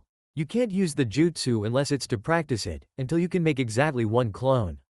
And I better not see a giant puff of smoke either. With the amount of chakra you used to make 5, you probably could have made 30.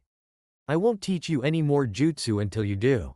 Jiraiya exclaimed. What? You finally teach me a jutsu, and I'm not even allowed to use it? That's so unfair, old man. Naruto retorted indignantly. Have you forgotten lesson number 1 already, my precious student? Jiraiya asked teasingly. No, lesson number 1. A shinobi's life is unfair. If you don't like it, do something about it. Naruto recited monotonously. So his ears do work. Great job, Gaki. Now drop and give me 80 more push-ups. Jiraiya nearly sang at Naruto. I hate you. Naruto grumbled. I don't care. Jiraiya laughed back. 3 days later, Naruto and Jiraiya found themselves in another clearing, not dissimilar from the one they were in the first night on the road. They had made their way deep into the land of rivers to meet with a contact of Jiraiya's spy network. Naruto had been hard at work on his chakra control, as well as his physical strength, and though he had seen much more progress in the former than the latter, he had still managed to do 103 push-ups. Sasuke was gonna get his butt whooped when he got back to Konoha. He could already picture it. Jiraiya interrupted him from his mental happy place. Alright, brat, you think you got it down? Let's see it, Jiraiya requested. Naruto nodded, took a step back, closed his eyes, and took a deep inhale. He let it out calmly, and made the necessary hand signs. As Jiraiya looked on, his blonde student disappeared and was replaced with a wooden log. Jiraiya felt Naruto's presence behind him and turned around. "Well done, Naruto, you've come a long way." Naruto beamed at the praise. Jiraiya had just shown him the Kawarimi no Jutsu, substitution technique, yesterday morning, and he could already do it without saying the jutsu name. Jiraiya had said that the jutsu was one of the most important a ninja could master, and Naruto had taken him seriously and worked hard at it. However, if you truly want to master it, you'll have to do it much faster than that. If you can increase your speed though, it can keep you alive against much tougher opponents, and get you out of some sticky situations. Naruto nodded. Now, why don't you make a few clones, and send them to get some food? Fish should be easy to come by considering all the rivers. Naruto nodded again and made the sign, and popped 10 clones into existence. Jiraiya shook his head. It was like the jutsu was made for the kid. Despite only minor improvements to his chakra control, he'd gotten down to 1 clone, with minimal chakra smoke. It really wasn't fair. Sensei. Naruto waggled a finger at him with a smile. Don't forget Shinobi's lesson number 1. He giggled before sending his clones off to do his dirty work for him. Jiraiya sighed. Damn prodigies. Jiraiya reached into his vest and pulled out Naruto's scroll that the Sannin, 3rd Hokage, had given him. Naruto, I think it's time you opened this scroll up. Do you really mean that, Jiraiya-sensei? Because you wouldn't let me earlier even after I completed both the tasks you gave me. He said cheekily. Yes, Naruto, I wanted to wait much longer for this, but it seems you're determined to break that timetable by years. Jiraiya said, but there's some things you must know before I let you open it. First, this information was kept from you and the villagers because it is dangerous. Jiraiya was using his Sannin super powerful serious shinobi voice, so Naruto knew he was dead serious, but he was still confused. Knowing who his mother was is dangerous. Jiraiya seemed to catch onto his train of thought, and continued. Both of your parents were powerful ninja, and they both racked up quite a few enemies in their time as Leaf Nin. Not only did they have enemies, but your mother's clan was extremely strong, and feared across the elemental nations. That's why they were all but wiped out in the Second Great Shinobi War. Jiraiya said solemnly, I don't believe anybody in Konoha would try and harm you because of that, but they might try and take advantage of you because of your last name. It carries a lot of weight. When you become a Chunin or turn 16, you'll technically own a seat on the council. Technically he would own 2, since any Hokage's family name legally becomes a clan name according to the law. He wasn't ready for that though. I have a clan? What is it? What's my real name? Naruto didn't know what to think, didn't know what to feel, and his face betrayed that. There was a swirling hurricane of emotions written all over it. Uzumaki. That hasn't changed. I know they told you that it was just a random name given to some orphans, but you're the one and only that's in Konoha. But they're all gone now? Naruto squeaked out. Jiraiya nodded, and then elaborated, I'm sure there are others out there, maybe even a few that carry the name, but the clan and village are gone. Jiraiya said sadly. Naruto nodded, eyes still down in sadness. Do you think I could rebuild it when I become Hokage? I think you can start even before then. After you open this scroll, you'll be considered a full-fledged Uzumaki, and when you return to Konoha, your status as an heir will be solidified. Naruto looked pleased at that, but couldn't find it in him to feel excited. Jiraiya handed over the scroll. The swirls on the end caps are the Uzumaki clan symbol. They were from another hidden village called Uzu-Shiogakure, Hidden Whirlpool, but they were such close allies with Konoha that the clan symbol is on the back of every single Chunin and Jonin vest that the village issues. Jiraiya informed him, according to Sensei, not making it in time to stop their destruction is one of his greatest failures and biggest regrets. Naruto nodded. How do I open it? He inquired. It's a blood seal. Anybody with Uzumaki blood just needs to run some over the seal, and then channel chakra like I showed you on the storage scroll and it'll open. Jiraiya pointed to where he needed to channel chakra. Naruto bit his thumb like he had seen Jiraiya do when he summoned one of his awesome toads, and ran the bloody digit across the seal. He channeled chakra where he was shown, and instead of bursting in smoke, the black ink formula began to retract in on itself in a swirling motion, until it made its own little version of the Uzumaki crest. Naruto gripped the left cap and twisted. It came off fairly easily, and when he looked inside, he saw a large storage scroll with a much smaller one next to it. He pulled both of them out, and opted to unroll the smaller one first. On the paper he found his surrogate grandfather's writing. Naruto, I'm sorry that I'm not there to tell you about this in person, and that I wasn't able to tell you earlier in your life. In hindsight, keeping this from you seems like an unnecessary measure, and I apologize for that, for I only had your best interests at heart. Your mother was Kushina Uzumaki. She was a red-headed Jonin kunoichi, with a fiery temperament and an indomitable will.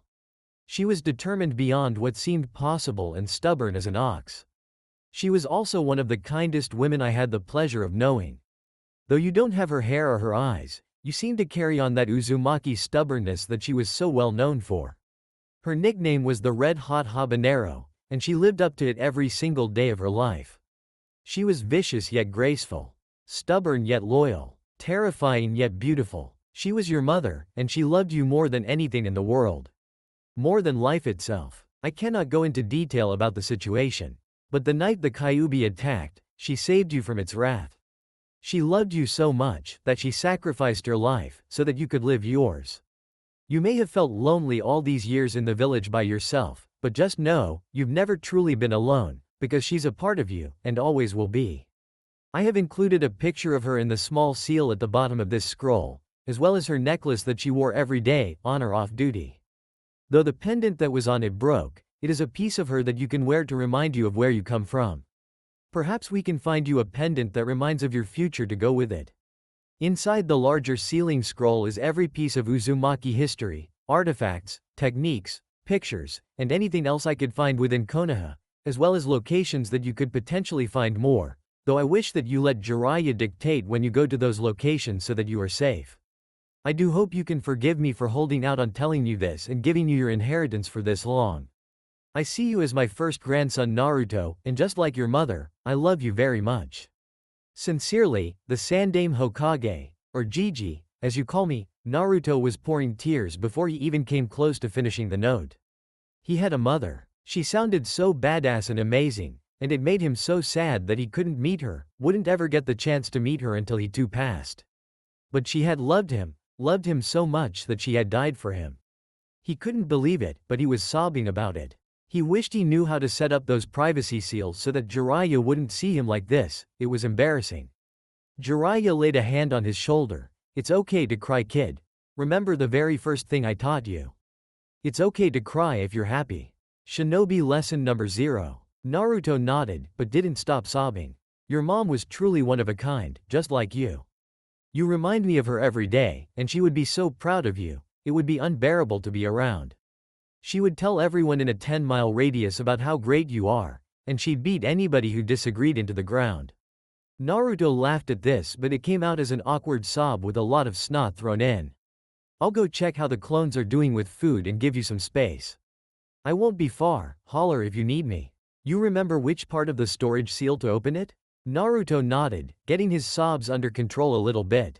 Good, don't open the big scroll until you call me back, okay?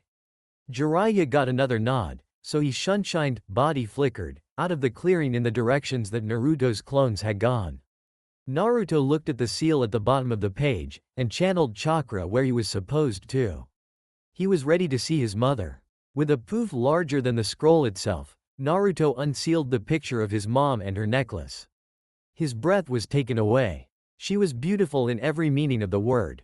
He couldn't believe he was related to such an angel. His mom was so pretty and so badass, that his dad must have been the coolest guy in the whole world to get to marry her. Probably cooler than the Yondaime, he thought before thinking that it probably wasn't possible for anybody to be cooler than his biggest hero. Scratch that, second biggest hero. His mom had saved his life. She had given him a chance to live. He wouldn't waste it, he would make her proud. I'll rebuild the clan, and any Uzumaki out there will be welcome to come and rejoin. The Uzumakis will be a name that's respected once again, and they'll live in a huge compound in Konoha. I promise, he said quietly to her picture, as he put the peculiar necklace around his neck. Naruto hugged her picture and cried, bawling for what felt like hours but was probably only 15 minutes. When he finally felt like he was out of tears, he rubbed his eyes and took a deep breath. Once composed, he called for Jiraiya, and in seconds he was back in the clearing with the fish. I accidentally pushed your clones into the river and dispelled them. Hope that's not a problem, Jiraiya said, hoping for some comedic relief. Naruto gave a dry chuckle. It's fine, old man. He didn't have enough in him to start an argument with the spiky-haired sage, as much fun as it usually was. Will you go through my inheritance with me? He asked hopefully. Are you sure? Everything in that scroll is squarely yours, Naruto. I know Sarutobi-sensei sealed some techniques in there for you, and you don't have to show them to me or anybody else if you don't want to. Those are Recklin's techniques. Yerklin's techniques. Jiraiya explained to the young blonde. Naruto seemed to be in awe at this. He truly couldn't fathom it. But if I'm the only one in the clan, I can decide who gets to see the techniques, right? Jiraiya nodded. Then I want you to look at them with me, and help me train them, if you would. Jiraiya nodded again, not really trusting his voice. This boy had brought out feelings he didn't know he still had. After a few seconds of silence, Naruto picked up the large sealing scroll, but paused. Do you have a clan, Jiraiya-sensei? He asked. Jiraiya responded, Nope, my dad was a shinobi, though he went Mia when I was real young, I barely remember him. My mom was just a civilian. Jiraiya smiled. It's one of the reasons I chose to train the 4th Hokage, he was from a completely civilian family. I guess you could say you already have a leg up on him. Naruto thought deeply for a second. It was pretty cool, but resolved not to let that keep him from working hard. Alright. Let's bust this baby open and see what kind of badass stuff my clan left me. Naruto shouted. This earned him a smack in the back of the head. Language. And what did I say about being so loud? Jiraiya scolded him. Naruto rubbed the back of his head and grumbled. Yeah. Shinobi lesson number 2. Stealth and deception are a ninja's number 1 tool, I remember. He slid the scroll in front of him, and unrolled it horizontally, revealing a large sealing matrix that was different from the one Jiraiya had shown them back in the village. Alright Gaki, what we have here is a multi-point sealing scroll. Child's play for the Uzumaki of the past. See how it's divided into these sections. Jiraiya pointed to several different areas of the circular seal, all of which looked like slices of pie. Naruto nodded in what Jiraiya was calling his learning mode. Quiet, attentive, and focused. Each section is actually a storage seal, and therefore each has its own separate formula that can be used to open it. So that means you can store multiple types of things? Naruto finished in question. But why not just seal everything in one formula and just pull out what you want? Good question, Naruto. There are different seals that work better for different things. A regular storage scroll will only hold so much, so you can use a different version to hold larger or more items. Some things deteriorate over time, so they need a stasis storage seal. In this case, it's most likely because sealing other scrolls with seals on them requires a special formula, as well as separating items by category so that if the person meant to open it doesn't know what's in it, he or she doesn't have to unseal every single thing at once. Jiraiya finished explaining. So basically for organization or specific needs? The young blonde tried to summarize. That's the gist of it. We can get into it deeper if you choose to learn more fuinjutsu in the future. The toad sage told him. Now, let's start with the section in the 12 o'clock position. You should recognize the matrix for opening it if you look closely. Jiraiya had spent some time over the last couple of days explaining the basic terminology of fuinjutsu. Seals were made up of sealing formulas. Formulas are made of matrices, which dictate what the seals do. Extremely basic as there were more than a dozen more terms and exceptions to rules and whatnot, but the almost 8-year-old was nowhere near ready to handle all that. Naruto eyed the formula closely, and found what he was looking for. Using a fraction of the chakra he had the very first time, he channeled some into the matrix, and heard the telltale pop and poof of smoke and found books. Maybe being in a clan isn't all that it's cracked up to be, he thought. He immediately tried to move on to the next section of sealing formula, but Jiraiya stopped him. Whoa, slow your roll there Gaki, aren't you gonna even look at those books? Naruto grumbled back, I hate books. They're dumb. Listen Naruto, I know they're not as exciting as jutsu, but those could be really important to your clan history. Hell, they might even contain some jutsu in them. Jiraiya exclaimed. This time Naruto's grumbles couldn't even be picked up by Jiraiya's enhanced hearing. What was that, kid? Naruto turned on him and yelled, I can't read okay. Nobody ever taught me. He hung his head in shame. He didn't like talking about it. The last time he had brought it up, his first academy teacher had ignored him, and the entire class had made fun of him non-stop for it. What do you mean you can't read? You read the Hokage's letter just now, didn't you? The Sannin questioned. I know how to read somewhat, and Gigi knows which words I know well enough to piece together what he's saying, but most books are way too hard for me, and it takes forever. He grumbled, still looking down at the ground. Jiraiya took a deep breath, trying to quell the thoughts of murder running through his head. Sensei knew he couldn't read properly, and still did nothing about it. Unacceptable in Jiraiya's mind. Well then let's fix that. What kind of sensei would I be if I didn't help you learn? Besides, if I teach you now, I won't have to explain as much later on. Less work for me. Jiraiya gave the boy a smile, trying to cover up his anger. Naruto wasn't experienced enough to read Jiraiya's true feelings, so all he saw was his sensei offering to help him and smiling at him. Naruto smiled back, okay geezer, but you can't make me enjoy reading. He shot back softly, I wouldn't dare to even try Naruto. Jiraiya chuckled back at him. With that out of the way, Naruto picked up the books and looked at the sides. There were 6 of them. Uzumaki History. Parts 1, 2, and 3. Fuinjutsu Theory Volumes 1 and 2, and Jiraiya Sensei. What's this one say? Naruto asked hesitantly. He still wasn't sure he wasn't gonna get yelled at for not knowing. Jiraiya took the book, and without any apprehension read, it says, Chakra Chains, Theories and Practices. He looked at Naruto, this was your mom's specialty, kid. It was amazing to watch in action. The wide-eyed kid was back again, in awe at how cool his mom sounded. Chains of chakra? That had to be way cooler than Sasuke's dumb eye thing, right? It was in his mind at least. Whoa, can I read that one now? Naruto asked excitedly. Jiraiya chuckled at Naruto's 180 and willingness to read. You're more than welcome to, Gaki. It's your clan inheritance after all. I will say though, Shinobi Lesson Number 4. Discipline maketh the man, and a well-disciplined shinobi would go through everything before choosing what to dive deeper into first. Naruto nodded at this, and had Jiraiya show him how to reseal the books back into the correct section, before moving on to the next one. A bit of channeled chakra and a poof later, and the second section was revealed. Scrolls, several of them. Jiraiya stepped in and looked over a few of them. It looks like more Fuinjutsu theory, more on the practical side. Types of ink, different methods for different materials, stuff like that. Probably more advanced than what you would find in the 2 theory books. Jiraiya explained. Naruto nodded and moved on. The third section had sealing materials. Paper, ink, brushes, and a few other tools Naruto didn't recognize, but was grateful for nonetheless. The fourth section contained jutsu scrolls. Fuinjutsu scrolls to be exact. There were about 10 of them. Jiraiya promised that he would help teach them to him when he was ready. It no longer seemed to be, if he wanted to, as he was resolute in the fact that he would learn all his clan techniques. The fifth section contained more jutsu scrolls. Elemental scrolls, from what Jiraiya could tell. Naruto's discipline was being tested already. He was salivating at learning some cool jutsu.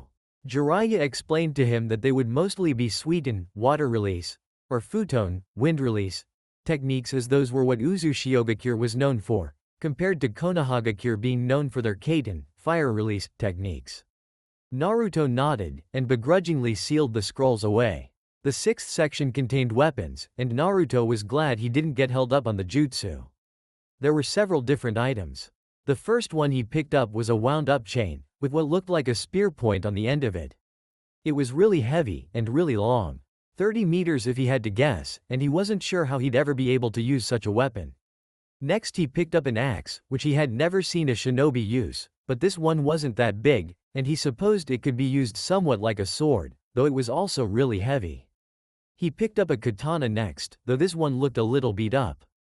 Jiraiya said it was a practice sword, with a dulled blade so that it wouldn't do too much damage in a spar. Given how Naruto thought it felt heavy when he picked it up, he thought that maybe he just wasn't very strong, and he resolved to fix that as soon as possible. There was an odd sword that looked like it was more for slicing up vegetables than it was for fighting, so Naruto ignored that one. Lastly was a cloth? Naruto went to pick up the fine, but thick material, and found there was something sturdier in it. He unwrapped the deep, red cloth and found another katana in it. This one had a blue leather handle with red underneath that showed through in diamond shapes, and was in an all-black sheath. The guard for the blade was a now familiar red Uzumaki swirl. Naruto looked up at Jiraiya. It was hers, kid. She took great pride in keeping it in great condition. Jiraiya said quietly. Naruto unsheathed the sword slowly, with a satisfying shink. The blade was an extremely dark gray, almost black, with the sharp edge of it being more silver. Naruto had never seen this kind of metal before, but it was polished to the point of being completely reflective. The metal is chakra conductive, so she could channel her futon chakra to increase its cutting power. Sweetened too, although she didn't use that with it nearly as often. Jiraiya explained. Naruto nodded and resheathed the blade, wrapping the whole thing back in the velvety material. The last couple weapons besides some kunai were a pair of swords with curved handles and blades. Jiraiya said they looked like a combination of dao and katana, and a single sword with a hook on the end that didn't look too useful if Naruto was being honest. After resealing all of the weapons in their proper section, Naruto moved on to the 7th section. Inside it, he found office supplies. There was a wax sealing stamp, and red wax to go with it, symbols of the Uzumaki clan crest in various sizes, some blank scrolls also sporting the crest. Basically some of the smaller things that were used to signify the clan. Naruto thought it was cool, though he couldn't really think of a use for them. The 8th section revealed a strange mask, and only a strange mask. His newest sensei once again explained, the Uzumaki were known for their masks, it's where the villages got their idea for Anbu masks. Uzumaki masks were different though, they were a blank slate to layer with seals that could help in anything from stealth to firepower. I believe Kushina was working on her own, though I don't think she got far. Best to leave it until you understand Fuinjutsu a little better. Naruto looked at the strange demon mask, or was it supposed to be a fox? Maybe a demon fox? It didn't matter to him, he thought it looked cool, and if his mom had started it, then he would make sure to finish it. The 9th section ended up being the last one that had something in it, of the 12 total sections. There were 2 scrolls in this one that was a regular-sized reading scroll, and one that was giant like the one Jiraiya-sensei carried on his back. He moved to the bigger one first this time, excited about what might be in there. All he found was a completely blank scroll. He sighed in exasperation, maybe Hokage Gigi was starting to lose it in his old age. Disciplined as he now thought he was, he moved to the smaller scroll and unrolled it, to find said crazy old man's handwriting once more. Naruto, I hope you're not too mad at me, and that you are enjoying your inheritance. As I said, there is likely more strewn across the nations that you can come to find. The big scroll that I have left you is for your clan techniques. Any technique that you invent will become an Uzumaki original jutsu that you can put in the scroll. If you do not wish to learn Fuinjutsu, have Jiraiya put a blood seal on it for you. I normally would wait until a clan member has actually invented a jutsu before giving them the scroll, but I know with your creativity and Jiraiya's mentorship, you'll be inventing plenty of new and exciting ones. As you will notice, only the first 9 sections of the scroll are filled, the rest are for you to fill, with spoils of war, friendship, treaties, weapons, anything you can find, make, or earn that you think should be a part of the Uzumaki clan. You are quite young, but it's never too early to start thinking about what you might pass down to the next generation. I also came across one last thing of your mother's that wasn't with the rest of her stuff. It is a gift that she had made specifically for you. It is sealed away in the bottom of this scroll just like the last one. Enjoy. Gigi. Naruto quickly unsealed the scroll, excited to get a gift from his mom. In the small storage seal at the bottom was a scarf. It was blue, with a hint of green in it, and thin white stripes spaced evenly across the length of it, and the ends had small frills. He wrapped it around his neck immediately, and felt as if he were getting a hug from her. If he hadn't cried all his tears out earlier, they certainly would have been flowing now. Naruto resealed the scrolls away into the 9th section, and rolled it back up. Placing it in the tube, he put the cap back on it and handed it to Jiraiya, asking him to reseal it. Jiraiya did so. Jiraiya-sensei? Yes, Naruto? I think I need some new clothes, these ones aren't so good for training. Plus I want a way to carry my scroll like you do with yours. Jiraiya nodded, they would find him a tailor somewhere that could make what he wanted.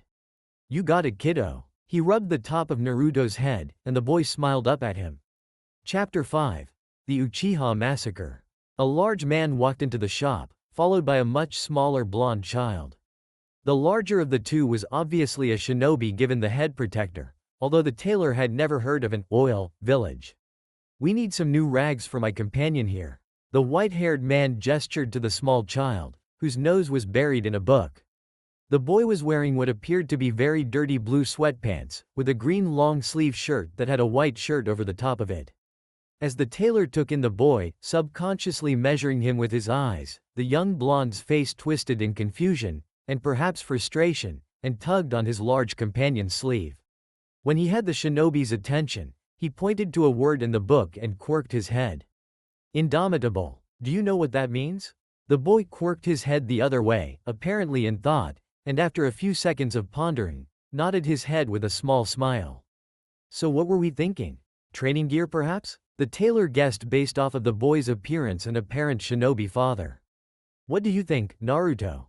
The boy looked back up at Jiraiya, and then smiled such a warm, blindingly big smile, that the tailor couldn't help but smile himself. 8 months after Naruto left Konoha, Naruto was interrupted from practicing his calligraphy when Jiraiya came into the clearing. He hated practicing calligraphy, but he wasn't thinking of that now. Something was wrong. Jiraiya had never moved that urgently since Naruto had left Konoha with him, least of all in their spars. Jiraiya was moving about camp busily packing things up. He stopped and shook his head like he was disappointed in himself, and made 3 shadow clones to continue his work. He turned to Naruto. An urgent matter has come up at the village. I have to go back, and fast. You won't be able to keep up with me, but I have a solution for that. Naruto saw the worried look on his master's face, and decided it wasn't the time for his newest nickname. Sensei, what's wrong? Is the village okay? Jiraiya didn't know what to say. He couldn't tell a boy who'd only turned 8 for a few months that an entire clan had just been wiped out. They hadn't even addressed the fact that as a shinobi he would one day have to take a life. More than a couple if he ended up being any good. Just clan business. Nothing you need to worry about, kiddo. I thought you didn't have a clan? Naruto asked curiously. It's not my clan business, but you know, as the Hokage's student, he sometimes recalls me to advise him on important matters. Jiraiya said with as much bravado as he could muster. He was trying to keep the boy innocent as long as possible. If you say so. Don't expect me to have you as an advisor when I'm Hokage just because you were my sensei though. You'll have to earn that position fair and square, Naruto retorted. Jiraiya gave him a smile that didn't quite reach his eyes, a feeble attempt at hiding his emotional state. Naruto wasn't even a genin, and yet his eyes narrowed as he noticed yet again that something was wrong with his sensei. So what am I gonna do while you're gone? And how long will you be gone? And are you sure I'm not fast enough to keep up with you? The young blonde questioned. Yes, I'm positive, and it'll be another 30 years before you can catch me if you don't start working harder. A sensei was a sensei, and therefore Jiraiya was always trying to keep the boy motivated. He wanted to tell him about his father as soon as possible, but he had to get stronger and more mature first, something training hard would accomplish. How would you like to become a toad summoner? He asked before Naruto could argue that he was training harder than anybody, especially Sasuke, that jerk. Whoa, you mean I'll be able to summon Gamma? Or Geratora? Naruto asked in awe and wonderment. Not just those 2 gaki, but any of the toads. One's the size of small mountains, or one's strong enough lift a stone 50 times their size. Jiraiya's mood picked up momentarily. He couldn't help it, toads were awesome. Whoa, how do I do it? How do I do it? Show me the hand signs again. Naruto was beyond excited, Jiraiya's odd mood completely forgotten. Alright, kiddo, here are the signs, but don't use them yet, you have to sign the contract first. Jiraiya bit his thumb and wet the end of each finger with the blood it produced. One of the conditions of the summoning jutsu is that it requires a small blood sacrifice each time it is used. He began going through the hand signs slowly, while saying them out loud for Naruto's benefit. Boar, dog, bird, monkey, ram, Kachiyose no jutsu, summoning technique. A now familiar puff of smoke in the air, and soon Gamma was standing before Naruto, a green and red scroll wrapped up in its tongue. Jiraiya grabbed the scroll when Gamma unfurled it out to him, and he unrolled the scroll on the ground. There were names written on the scroll in typical vertical fashion, in what looked like blood. Below the names were fingerprints, also in blood. Naruto, being the sharp kunai that he was, didn't even wait for Jiraiya to explain. He just bit down on his thumb and began writing his name in the blood he produced, in remarkably good handwriting for a child his age. When he was done, he bloodied all 5 fingers on his right hand and left a print, just like the others had. Congratulations Gaki, you now have one more thing in common with the 4th Hokage, to go with your looks and sensei. Jiraiya had explained that he looked a bit like the 4th, and that's one of the main reasons that Jiraiya had taken an interest in him, so this made sense. Wait a minute, no it didn't. Wait, you're telling me? The Yondaime was a toad summoner too. And now I am? Why Naruto was shocked was beyond Jiraiya. The boy already knew he had trained him, it shouldn't have been that hard to put 2 and 2 together. He guessed Naruto still had a way to go intelligence-wise, despite his newfound interest in books. Yes Gaki, I was his sensei, remember? I gave him the toad summoning contract, with the toad's permission of course. They have also given me permission to allow you to sign it, though we won't have time to train in it. I've gotta get going. Jiraiya finished. Wait, what am I gonna do then? Naruto had never had his question answered. Jiraiya had just offered him the contract. You are going to Mount Myoboku. It's the ancient and sacred home of the toads. Jiraiya explained, before turning to a large orange toad. Gamma, please report back to Fukasaku and Shima and please tell them to reverse summon Naruto and I. Jiraiya asked. The toad croaked and vanished in a puff of smoke. If this Mount Myoboku. That's what I said. Naruto growled back. If this Mount Myoboku place is so sacred and great, how come I've never heard of it? The blonde questioned petulantly. Sacred means that it's a place of great meaning to the toads. Therefore, very few people are ever allowed to visit their home, and that means very few people even know of its existence. I'm the only one alive that's been, and I can only think of 3 other people that even know of its existence. Jiraiya offered. Naruto nodded. So how do we get there? You said something about inverted summoning or something. Reverse summoning. Jiraiya corrected again. When you have a summoning contract signed in blood, if the summon is strong enough, they can reverse summon you to their home, just as you can summon them. Is it gonna hurt? What happens if they summon you when you're naked in the show? There was a puff of smoke and the curious blonde disappeared. Nobody was there to witness it though, as the toad sage was reverse summoned at the exact same time. Mount Myoboku, home of the toad summons. What the hell was that old man? Naruto screamed, rubbing his butt, which he had promptly fell on after his first experience with a spacetime ninjutsu. Yes, he does seem to have quite a bit of fire in him, just like his mother did. He sure does pa, he sure does. Jiraiya replied sadly. Naruto, come here. I want to introduce you to Ma and Pa. Fukasaku-sama, Shima-sama, this is Naruto, my new student. Naruto looked down at the 2 tiny, wrinkled toads standing next to Jiraiya. Or were they sitting? He couldn't really tell because of how small they were, and the overcoats that they wore. Hiya Fukasasuke-sama, Shima-sama. Naruto waved awkwardly. Gaki, it's Fukasaku, not Fukasasuke. They're both sages. Have some respect. Jiraiya corrected with a facepalm. Oh, who cares Jiraiya boy. Naruto boy, it's so good to finally meet you. Jiraiya has sent a few messages about you, and that got us quite excited to meet our newest summoner. Fukasaku said. It's great to meet you too, Grandpa Sage. Naruto said with a smile. Naruto. Respect. Jiraiya was exasperated. He didn't have time for this. Oh whatever, pervy sage. Naruto hollered with an accusational point, including his newest nickname for his sensei. If you're a sage, then it must not be that special you old pervert. Naruto finished yelling. Oh I like him. Fukasaku and Shima said in unison. He caught me doing research one time, and now he won't stop calling me that nickname. Jiraiya lamented. That's very funny Naruto boy, but I assure you the power of a sage is no joke. Fukasaku explained while walking over to a giant stone toad statue. Wait, power? You mean being a sage isn't just about pretending to be all-wise? Naruto questioned. Jiraiya, what have you been teaching the boy? Hopefully not just how to peek on women's baths, Shima called out. You're half right Naruto boy, sages like us are incredibly wise, and should you ever need counsel, we would be happy to help you. However, we are also incredibly powerful. Observe. Fukasaku clapped his hands together and became unnaturally still for a moment. Then he pulled his hands apart, and gripped the foot of the toad stone. It was at least 30 times his size, yet the wrinkly toad lifted it above his head like Naruto would lift a scroll. Extreme ease. Naruto didn't see any difference in the old toad after he clapped his hands together, but when he was done he had felt powerful. Like way more powerful. Naruto's eyes were still wide in awe. You have got to teach me that. I could kick that bastard Sasuke's ass so easily with that language. Whatever pervy sage, you know it's true. Please teach me that, Grandpa Sage. Sorry lad, you're too young for it, and your body wouldn't be able to take the strain the technique would put on it. When you are properly developed though, I would be more than happy to teach you. Really? That's great, Naruto shouted. Is there anything else you can teach me in the meantime?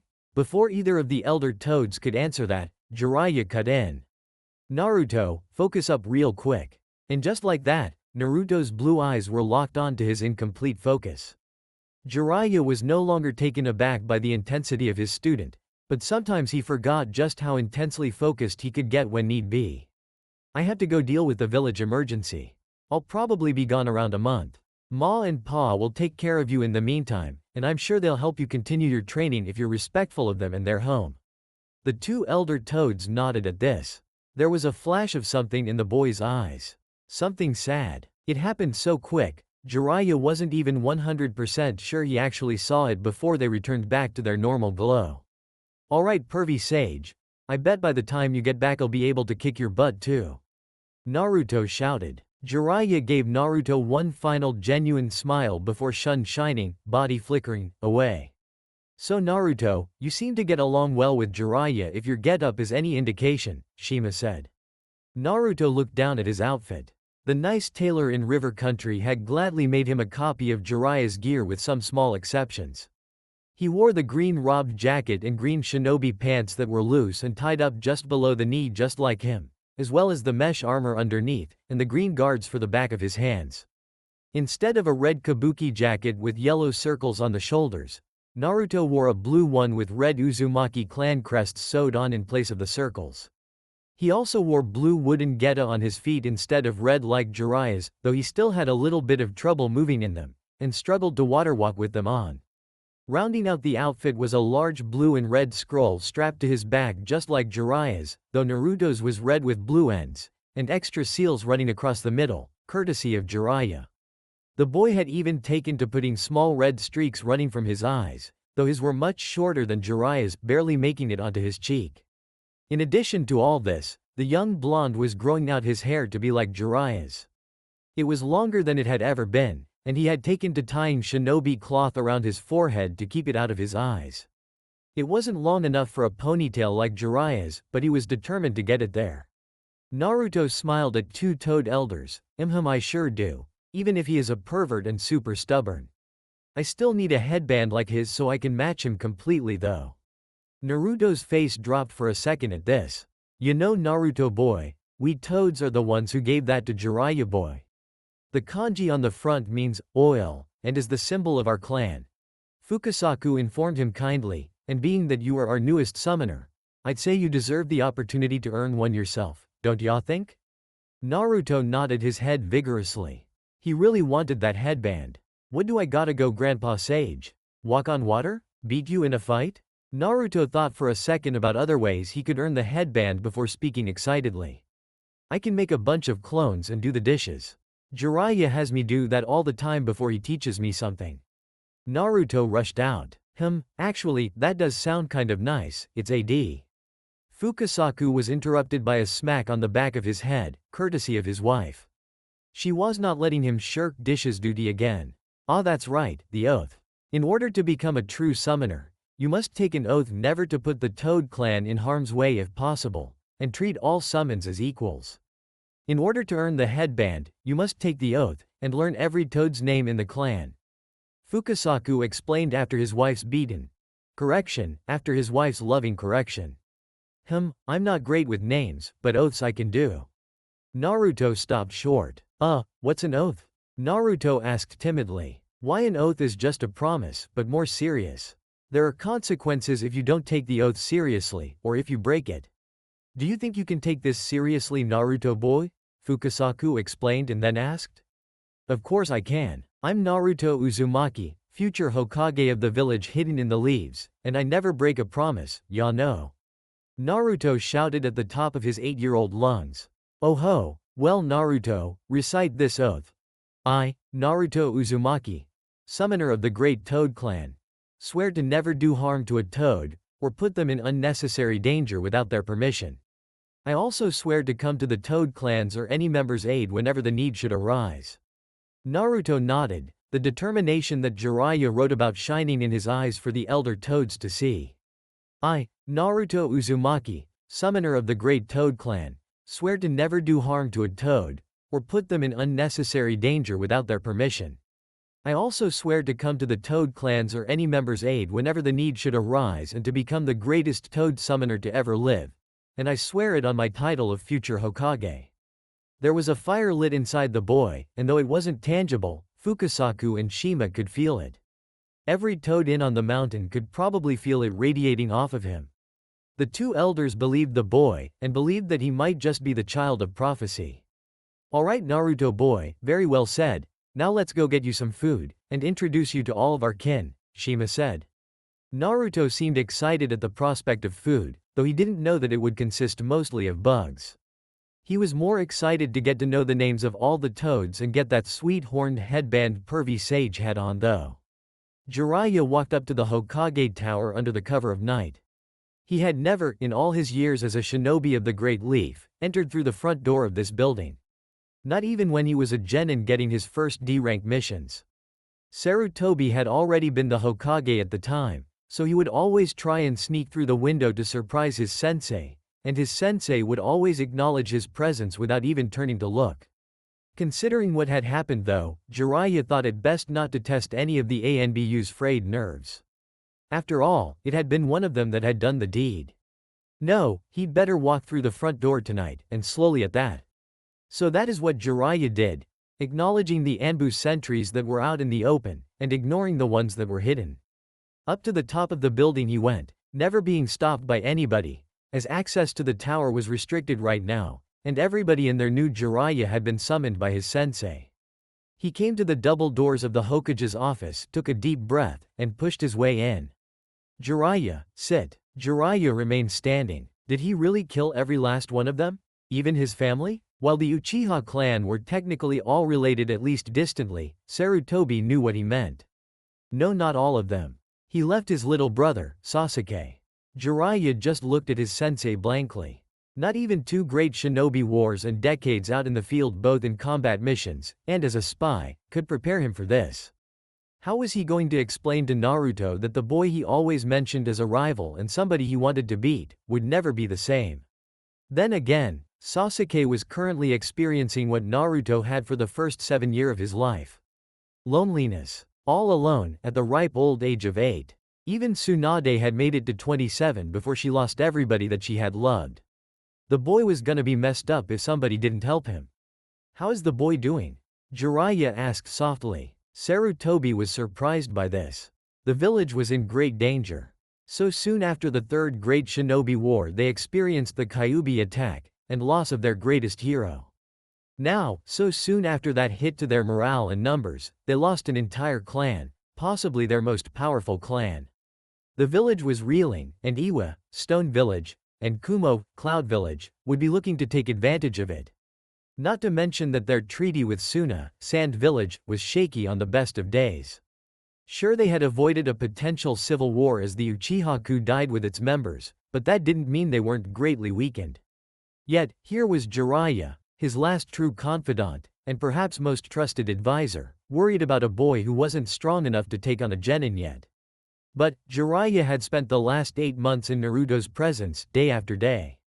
No doubt that had influenced him strongly. Sarutobi swore the boy had a superpower, even amongst chakra-wielding shinobi. He has just woken up. He's still in the hospital. It appears that Itachi put him under a genjutsu before he left. The Sandaime explained, though it appears he knows what happened, he won't talk to anybody about it.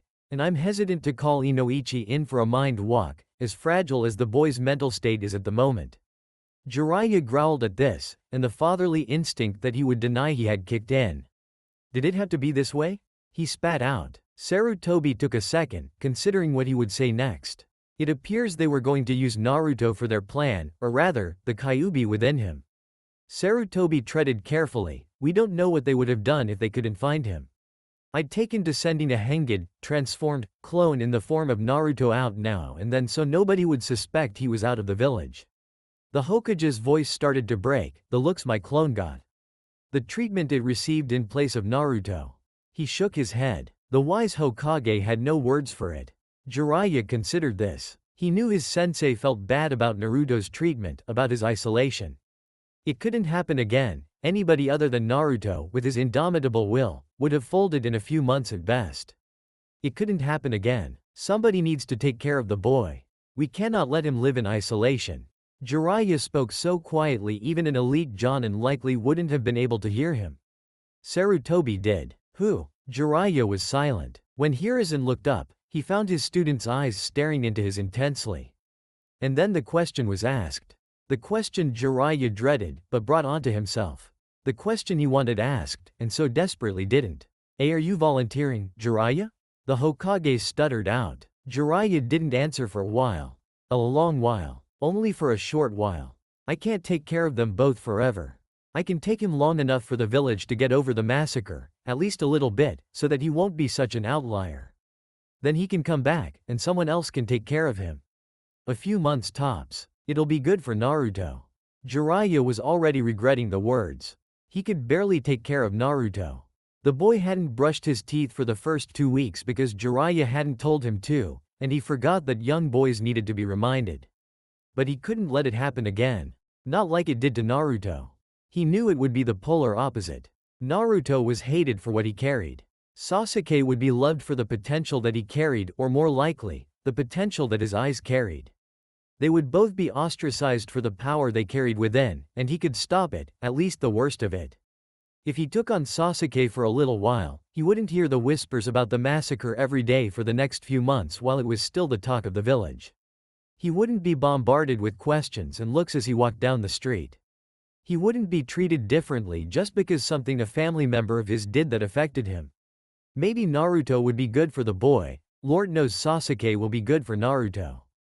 Jiraiya had made up his mind, whether he liked it or not. I promised Itachi-kun that I would keep Sasuke safe. That he would have a chance to grow up here with an unblemished name. Sarutobi responded. He will, he just needs time away from the village. From the people of it, both alive and dead, and the memories they bring. Sarutobi couldn't deny that. Hell, he'd let his own student leave to drown at the memories the village brought up of lost loved ones. Who was he to deny a child the same right, though with different methods hopefully? Very well. 4 months, tops. In that time I will arrange for another caretaker and place of living for him. The Hokage said. Kakashi. Jiraiya responded. You want Kakashi to take care of the boy? He can barely take care of himself at the moment. All he does is take missions and recklessly train until he drops. No, he would be a horrible caretaker. He needs to talk to the boy though. It'll be good for both of them. I believe Kakashi was Itachi's captain before he was promoted himself. Sasuke will need to talk about it with somebody who he can relate to, even just a little bit. Jiraiya explained. It was only during times like this that Hiruzen didn't question his student's title as a sage. Despite his childishness and antics, he could occasionally spout wisdom even better than the Hokage himself could. That plan is sound. Sarutobi said. There is an issue with you taking Sasuke-kun though. He explained, you know that we must present a strong front, so you will need to take on missions. Dangerous missions, in dangerous places, to show that we aren't hurting from our diminished forces. I'm well aware. I have a plan for that. Naruto is currently at Mount Myoboku with the Toads. I believe, given the extenuating circumstances, that the Toads will allow a non-summoner on their sacred grounds. I'll take Sasuke there to stay with Naruto. It will be good for both of them to be away from people for a while. The Toads can also summon and reverse summon me so I can visit sporadically to check up, without losing ground on my missions.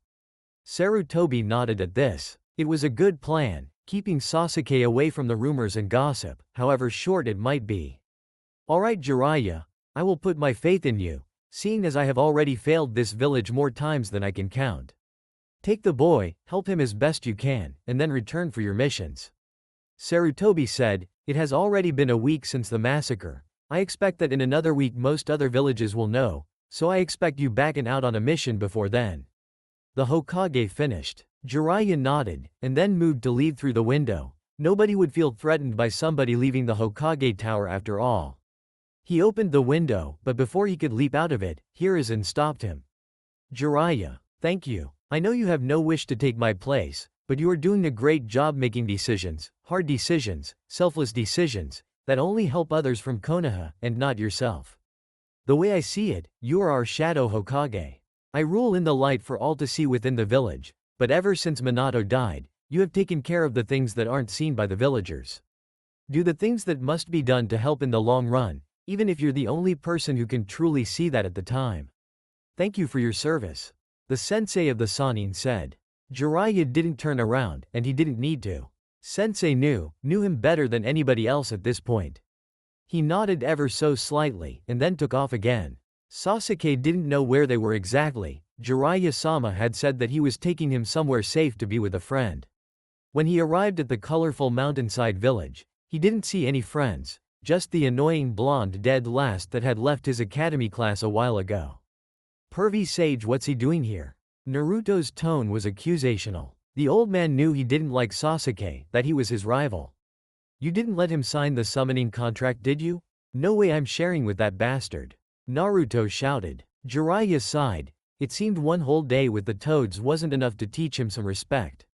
"Oh well. Naruto, language. And no, Sasuke won't be signing the toad contract, he's just gonna stay here with you for a few months while I take care of some dangerous missions for the village." "Too dangerous for a couple of 8-year-olds, sorry." Jiraiya cut off Naruto's train of thought before it could even get going. Naruto hated this, hated that stupid Sasuke with his stoic-looking face, though he had improved greatly in the last 8 months. Plus, he had his shadow clone jutsu so he could beat the jerk up 10 times at once. His internal evil laugh could almost be seen by Jiraiya as he worked out Naruto's thought procession, though Sasuke just looked confused, as well as he hid it from his face. "Fine old man, but you owe me a new jutsu for this. I want to learn the hair one," Naruto finally shouted at his sensei.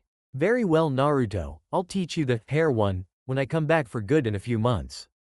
I'll be stopping by every now and then to check up on you guys." Jiraiya turned to Sasuke. "You're more than welcome to join Naruto in his training while you're here, or you can just laze around and do whatever pleases you. If you need anything just ask one of the toads, they'll all help you or find one that will for you." Jiraiya explained softly. He hated to leave the boy alone after such a tragic incident, but it was better than being alone in the village. In truth, he was hoping Naruto would spin some of that fiery magic within him and help Sasuke through this tough time. The boy had a way of giving people hope when all had felt lost. Jiraiya left with a call of, "Be good," over his shoulder that was directed at a certain blonde more than the black-haired child. Naruto stuck out his tongue and looked at Sasuke, really looked at Sasuke, for the first time since he left the village, or maybe ever, he thought to himself. The small Uchiha wore a stoic expression like always, face perfectly masked, just as he'd been taught. Naruto saw the truth though, saw it in his eyes. Sadness. Naruto's own facial expression softened. "What happened?" he inquired. Sasuke felt betrayed by Jiraiya-sama, who assured him he wouldn't tell Naruto what was going on. He had seen their interaction though, unless they knew some sort of secret code, which he didn't think Naruto capable of learning. The Sannin hadn't said a word. Sasuke grunted. He had been doing that for a week now, but it had worked to get the adults to leave him alone and stop asking him how he was doing. "Well, what the hell does that mean? Did you forget how to talk? Or are you just shocked by my pure awesomeness?" Naruto questioned brashly. Sasuke was surprised by this. The adults had all left him alone when he did that, as obvious as it was that he didn't want to talk. Maybe the blonde was too dumb to understand. "It means I don't want to speak with you," Sasuke said shortly. "Why not?" Naruto asked back. The question was genuine, and to Sasuke, it didn't just seem like it was out of curiosity. For some reason it felt like Naruto actually cared about him. "I don't wish to talk about what happened," Sasuke said, then lowered his eyes and quickly finished, "It's too hard." Naruto knew that look. He knew questioning wouldn't help anymore. "Okay, well what do you want to do?" he asked. Sasuke was surprised again. Nobody had asked him what he wanted. Sure, they had all wanted to help, but they wanted to do it their way. After a few seconds of thinking, he replied, "I want to get stronger." Naruto smiled at that. He understood that. He didn't know Sasuke's reasoning, but he didn't have to. They had the same goal, and that was all that mattered. "Alright, well, let's start training then. Come on, Grandpa Toad Sage will help us, he's super strong." Naruto grabbed Sasuke by the wrist and took off running towards Fukasaku, who was seated on a toad statue a couple 100 feet away. Sasuke didn't even have time to call Naruto a loser before his wrist was grabbed and he was yanked away. He didn't feel like fighting him either. It felt like too much work after all he had been through, so he just let the blonde drag him. He'd get him back for it later. Chapter 6. Naruto and Sasuke. Sasuke had decided that Naruto was the most annoying person ever. Without debate, no question, the most annoying trait Sasuke had learned about him was that he was good. The first time they had sparred, he had given Sasuke a run for his money and nearly beaten him. That had been a taijutsu-only spar, one of Sasuke's strongest abilities. When they sparred using chakra, Naruto had whooped him. The Uchiha were supposed to be the strongest of the clans in Konoha. Were repeated in his head, cutting off his train of thought. His father had always told him about the might of the Uchiha, about how strong his clan was, and how an average Uchiha was an elite ninja amongst the Leaf forces. Not that it mattered anymore, there was only one other Uchiha now, and he was no longer part of the Leaf forces, that bastard. If he couldn't even beat Naruto the dead last, how would he ever beat Itachi? His fireball was nothing if he couldn't figure out which version of Naruto was real and which was a fake. Which was a Kage Bunshin, a jutsu he knew that his big brother could also use. He had begrudgingly asked Naruto to show him how to perform the technique. The blonde loser had the audacity to laugh in his face and tell him no, that only the Hokage or Jiraiya-sama could give him permission to teach it to somebody. Sasuke had about killed him then, though he wasn't sure how he would do it without any ninja tools. Punching the boy to death sounded good enough to him though. So Sasuke had done what he thought was best to catch up. Catch up to the moron who was dead last in his class just 8 months ago. 9 now after spending a month at the weird toad village. Training with the toads had been strange, though he couldn't deny the benefits of it. The old wrinkly toad Fukasaku, whose name reminded him far too much of his dead father's, had asked him and Naruto to run through their skills so he could get an idea of what they needed. Sasuke had shown him the standard Academy Bunshin and Kawarimi, as well as his clan's coveted Kaiten Gokaku no Jutsu, fire release. Great fireball technique that his father had taught him. Sasuke told him he was the best in his age at throwing shuriken and kunai, and was learning how to incorporate ninja wire too. The old toad had explained there weren't any ninja weapons like that on Mount Myoboku because toads didn't use them. Their webbed hands made it difficult. Fukasaku had seemed impressed with his skills, and commended him for having acquired them at such a young age. Sasuke had smiled, but it didn't reach his eyes. His big brother Itachi had all he had and more at his age. He was already a ninja and had acquired his Sharingan. Sasuke had a long ways to go. His smile disappeared when Naruto took his turn showing off. He showed off the Kawarimi, and though it was nothing special, it was almost faster than Sasuke's, which frustrated him that he was catching up so fast. The frustration turned to fury when Naruto made 10 Kage Bunshin and they all high-fives each other like the morons that they were. It only grew when Naruto ran to the nearest tree and proceeded to walk right up it without any difficulty. He then ran to the nearest body of water and walked in it. He had only ever seen Itachi do that. Then he shouted, much too loudly, that he was learning the basics of Fuinjutsu too, something Sasuke knew nothing about. He almost couldn't contain his rage. How the hell did this loser catch up to him? Sasuke knew if they fought, it would be close. Even his Uchiha pride was telling him it wasn't a guaranteed win. He couldn't do those things that Naruto could, but in turn, Naruto couldn't shoot fireballs. Fukasaku had smiled at Naruto and told him he was doing an excellent job as well, and the dummy had grinned back like a loser. Then it was time to spar, and even the moron's taijutsu had gotten good. Not just better, but good. He could probably be Kiba and Choji at this point, who were the next best in their class. Then came the chakra spar. Sasuke had thought he had him, but when the fireball collided with the blonde, the 8-year-old just went poof. Up in smoke, and not the way Sasuke wanted him to. Next thing Sasuke knew, a short blade was being held to his neck. "Gotcha, Grumpy," Naruto had shouted. "Where the hell did you get that blade? I thought Fukasaku-sama said toads didn't use them." "You cheated," Sasuke spat out. Language Sasuke. The moron had sad with a fake-looking stern face. And shinobi rule number says that a shinobi's life isn't fair. If you don't like it, then you should do something about it. Naruto said gleefully. "Fine," Sasuke replied, and grabbed the blonde by the wrist and flipped him over his head, landing him on his back. In the process, disarming Naruto and holding the kunai up in front of him in a general stance. The blonde shot him an upside-down scowl, which turned into a blinding grin, and he hopped back to his feet and spun around to face the Uchiha. "I like the way you think, Sasuke." He had almost giggled out.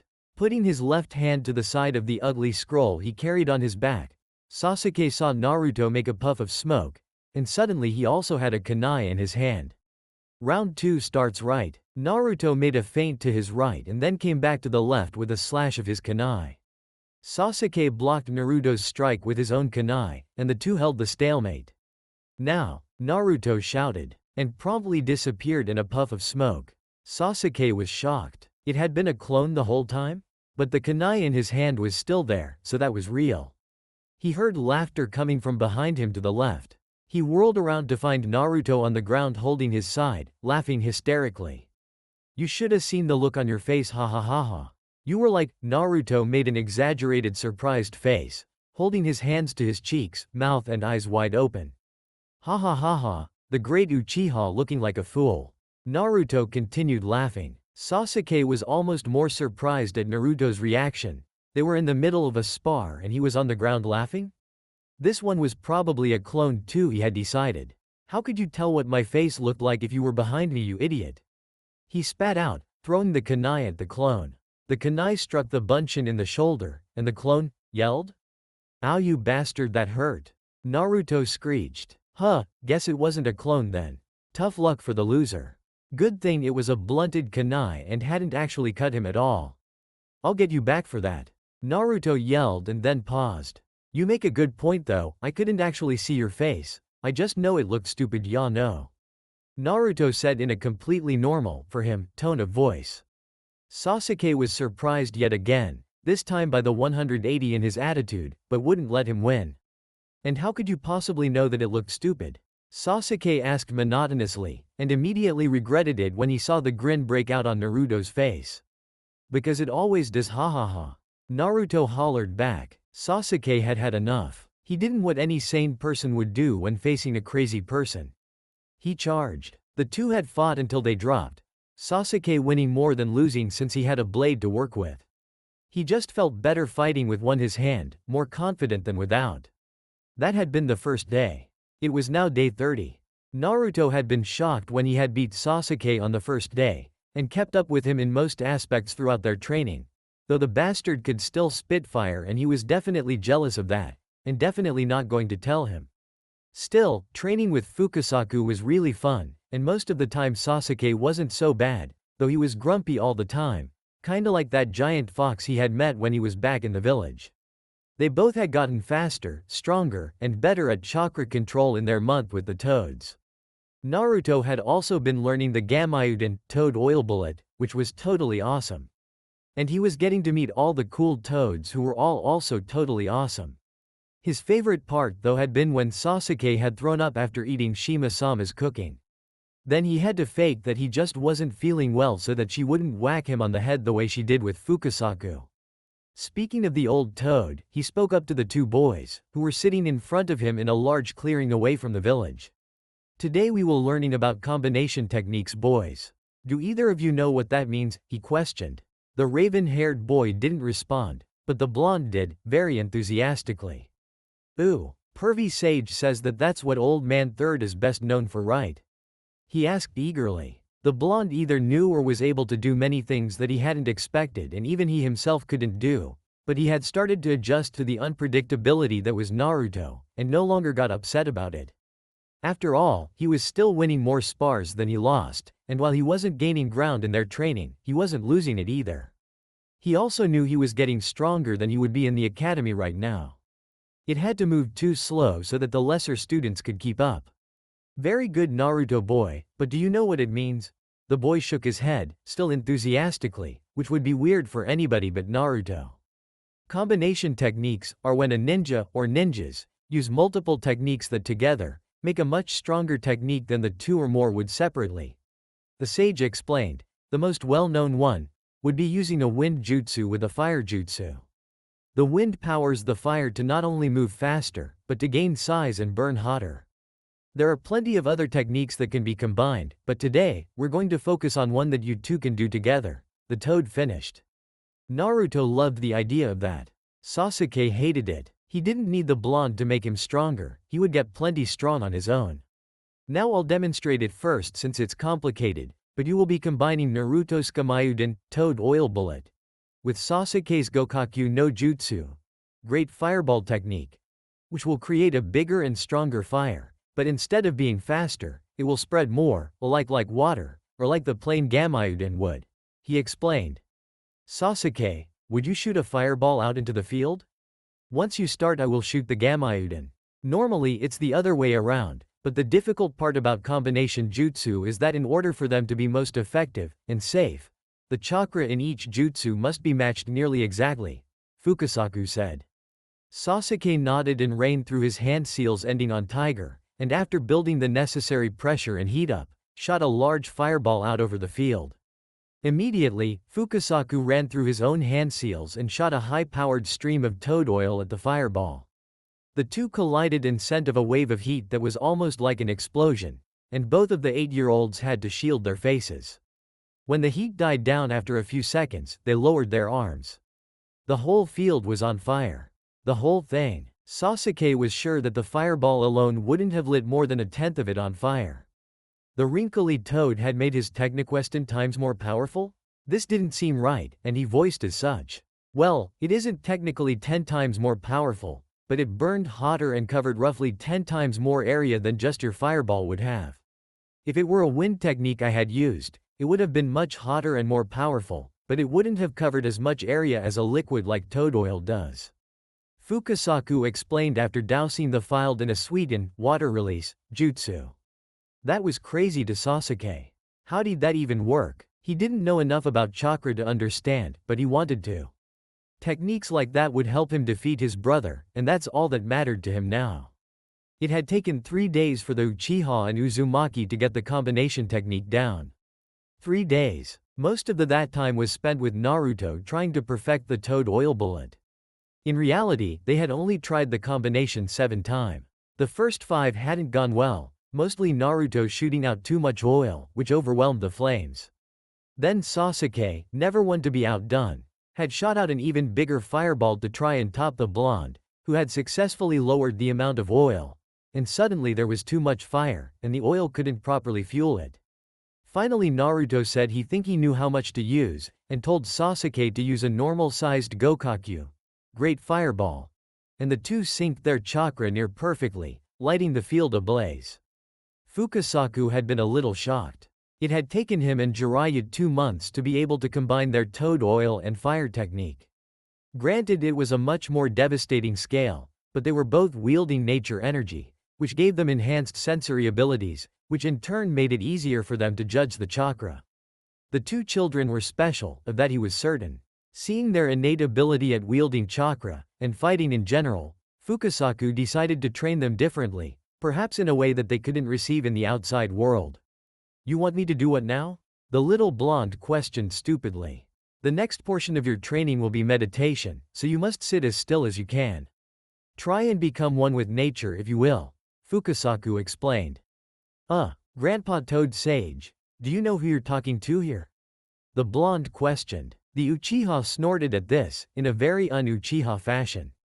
Nobody was here to admonish him though, and as much respect as he'd gained for the toads, he didn't feel like he had to keep up appearances for them. He certainly didn't need to act respectfully around Naruto, that moron wouldn't even know the difference, so he let some of his discipline slip from his Uchiha facade, and acted a little more naturally. It felt good if he was honest with himself. Fukasaku nodded at that, and leaned in to whisper to Naruto. Remember that sage technique that I showered you when you got here? Naruto nodded aggressively, all thoughts of the proposed torture gone. Well, this is actually the very first step in learning that. I suppose if you're not ready for it, then we can move on to something else. Fukasaku laid the bait, and Naruto fell for it, hook, line, and sinker. No way, old toad. I can sit still as long as you need me to, just let me know when I can move again. He said resolutely and closed his eyes, taking on the position that the toad had showed him. The craziest part was, he was telling the truth. For 5 hours Naruto sat there and didn't move. Sure, he was swaying and twitching, but he never got up to move, and never opened his eyes. Sasuke, who made it an hour and a half before peeking over at Naruto, mostly to check to make sure he was alive, was shocked. Too shocked. After Fukasaku told Naruto he could move again, the boy calmly stood up, before Sasuke threw a rock at him.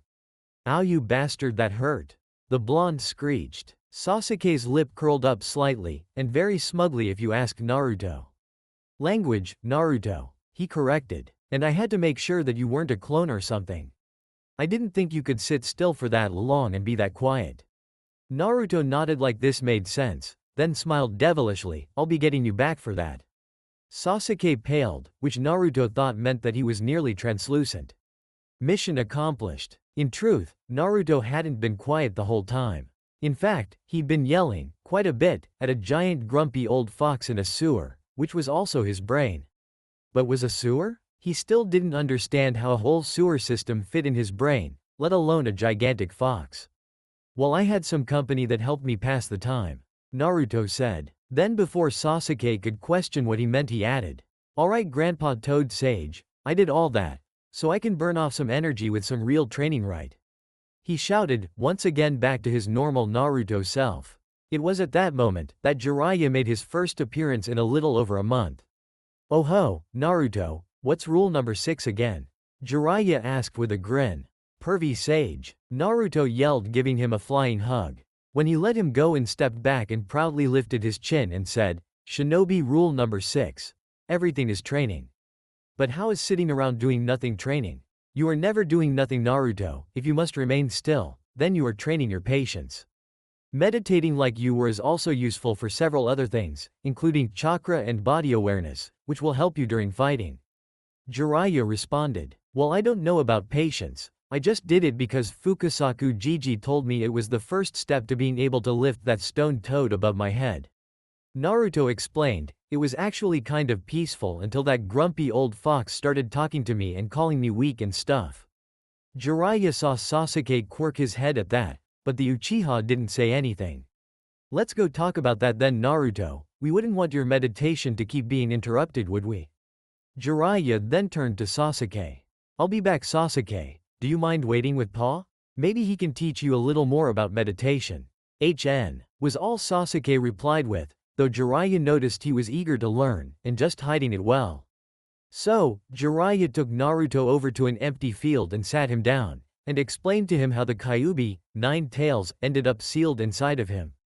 Naruto was a little shocked to learn that the demon fox that had nearly destroyed the village was sealed inside of him. He couldn't wrap his head around the fact that the Yondaime, his hero, had sealed the fox in him.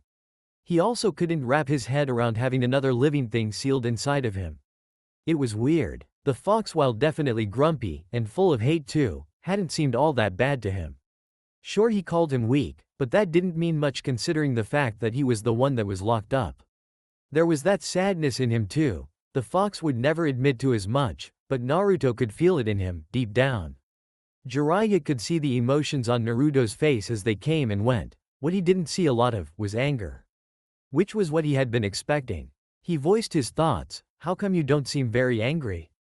"Why would I be angry? I'm not the one that got sealed into a baby." Naruto replied simply. "Well, the fox is the reason the villagers treated you like they did." Whoa. That's why they're all jerks. That makes so much sense now that I think about it.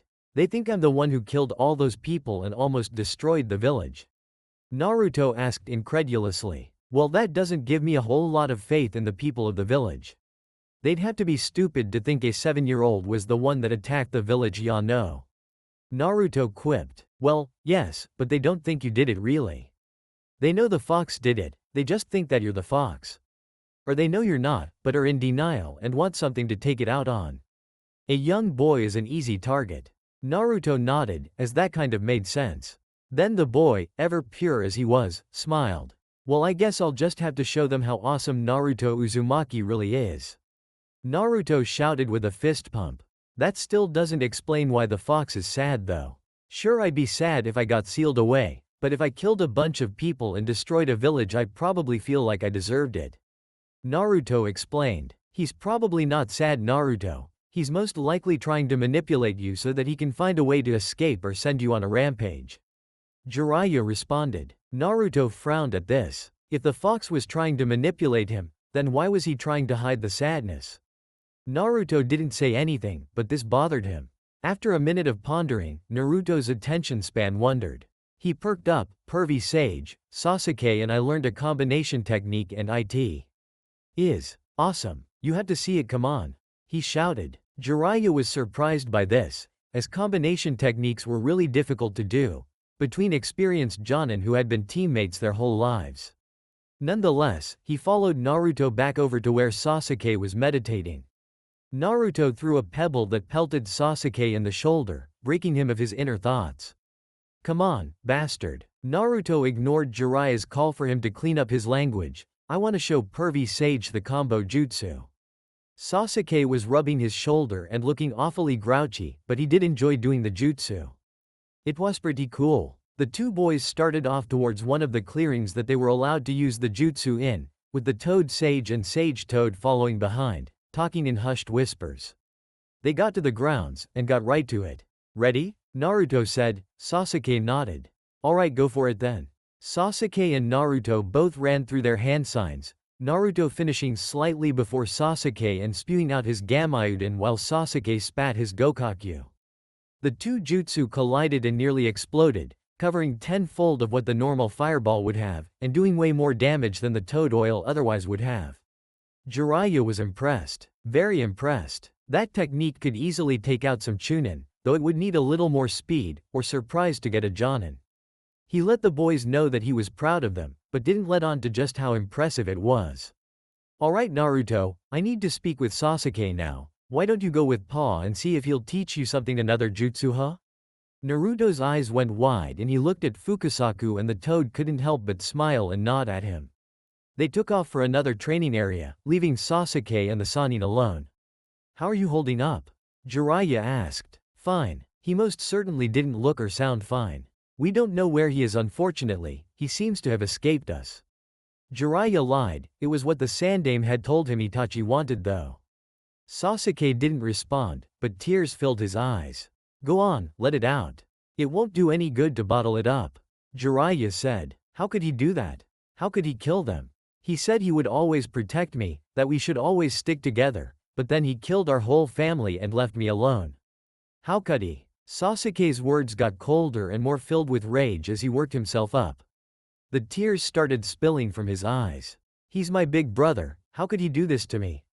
He was so quiet now it was almost a whisper. Sasuke felt like all the fight was leaving him. All the pent-up anger and resentment he had building for over a month now just gone. He felt ashamed at that. He had to be the one to avenge his clan, there was nobody else to do it. He had to be the one to kill his brother and restore the clan. Yet he didn't feel that way. His brain said he needed to kill Itachi. Yet, all he felt was that he missed him. Missed his big brother, who used to help him train, who was the best ninja he had ever seen. Who had been growing more distant from his family, but still took care of him. Who murdered his whole clan. He felt ashamed. Jiraiya could see the boy struggling with his emotions, and laid a hand on his shoulder. Has Naruto gotten around to telling you the shinobi rules I have given him? Jiraiya asked. Sasuke didn't respond, just kept looking down at the ground with fists clenched and tears falling. Rule number 1 says that a shinobi's life is unfair.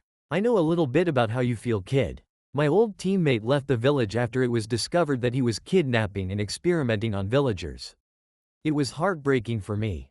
I had considered him my best friend, and I felt like he betrayed me for doing that. Jiraiya said solemnly. Worse yet, I was more upset that he abandoned me, and not because he was doing awful things to the people of the village, the people that I had sworn to protect.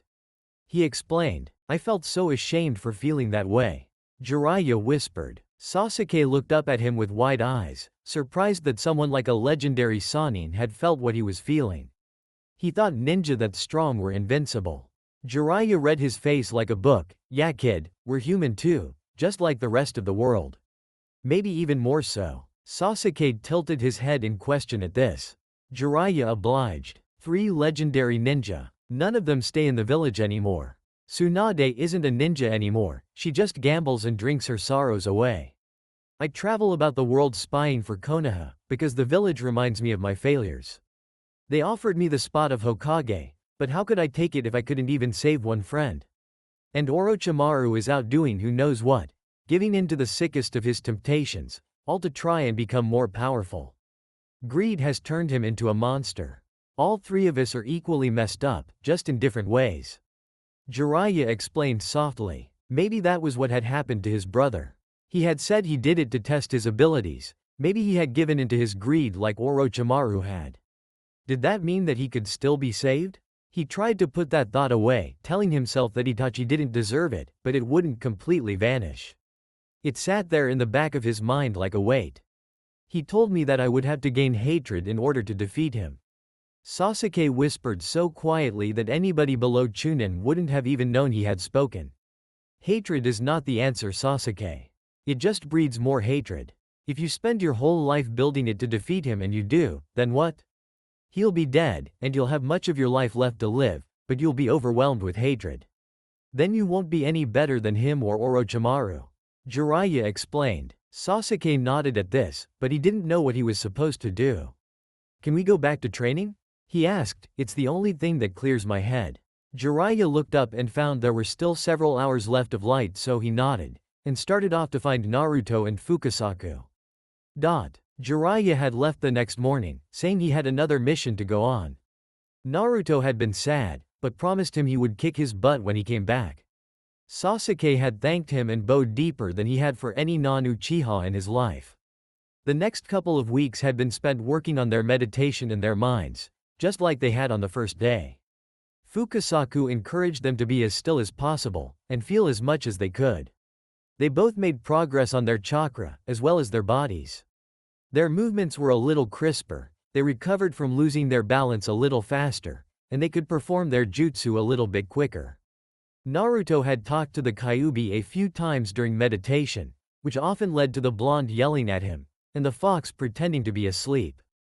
Fukasaku taught Naruto a Suiten, water release, jutsu after Naruto begged for one, claiming he wanted to put out Sasuke's fire.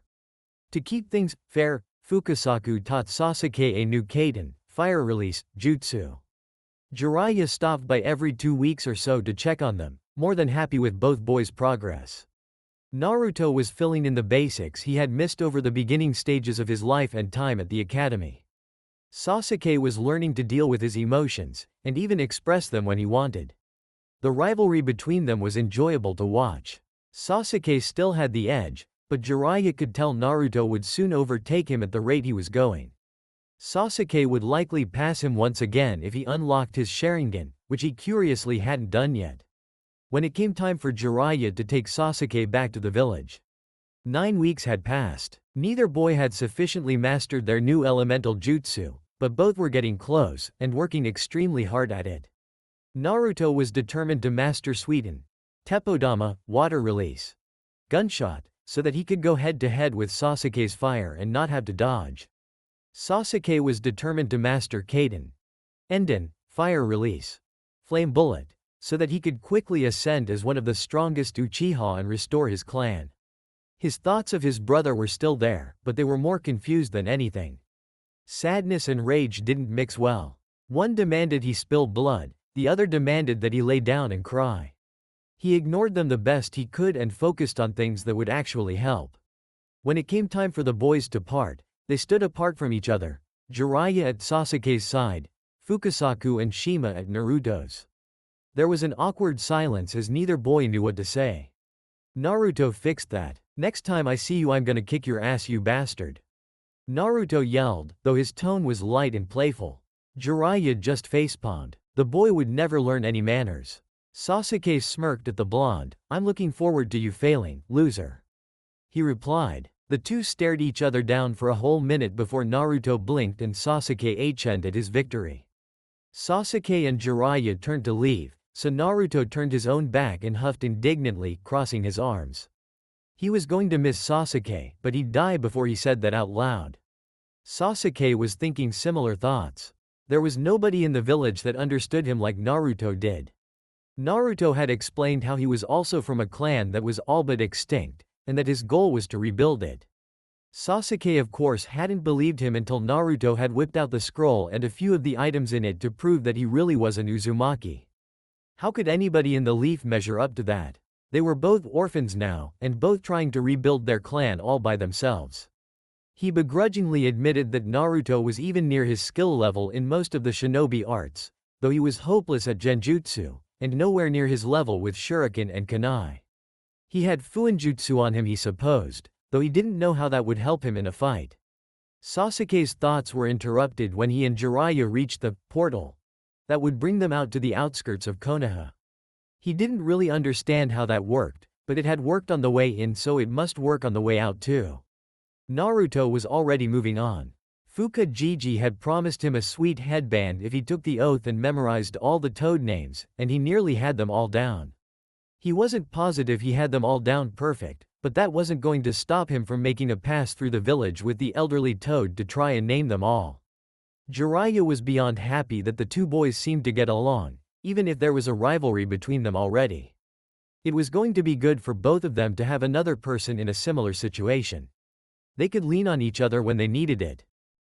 And that concludes part 1 of this story. Thank you for spending your time here at Ichiraku Ramen and listening all the way to the end. Your support helps keep these stories alive and allows the shinobi world to continue through new adventures and alternate timelines. If you enjoyed positive intervention, don't forget to like the video, subscribe to the channel, and turn on notifications so you don't miss future stories. Once again, full credit goes to Stolen Hawk 22, the original writer of this story. If you would like to read the original version, you can find the link to the story in the description below. Let me know in the comments what story you would like to hear next. Until the next time, stay safe, and I'll see you again at Ichiraku Ramen.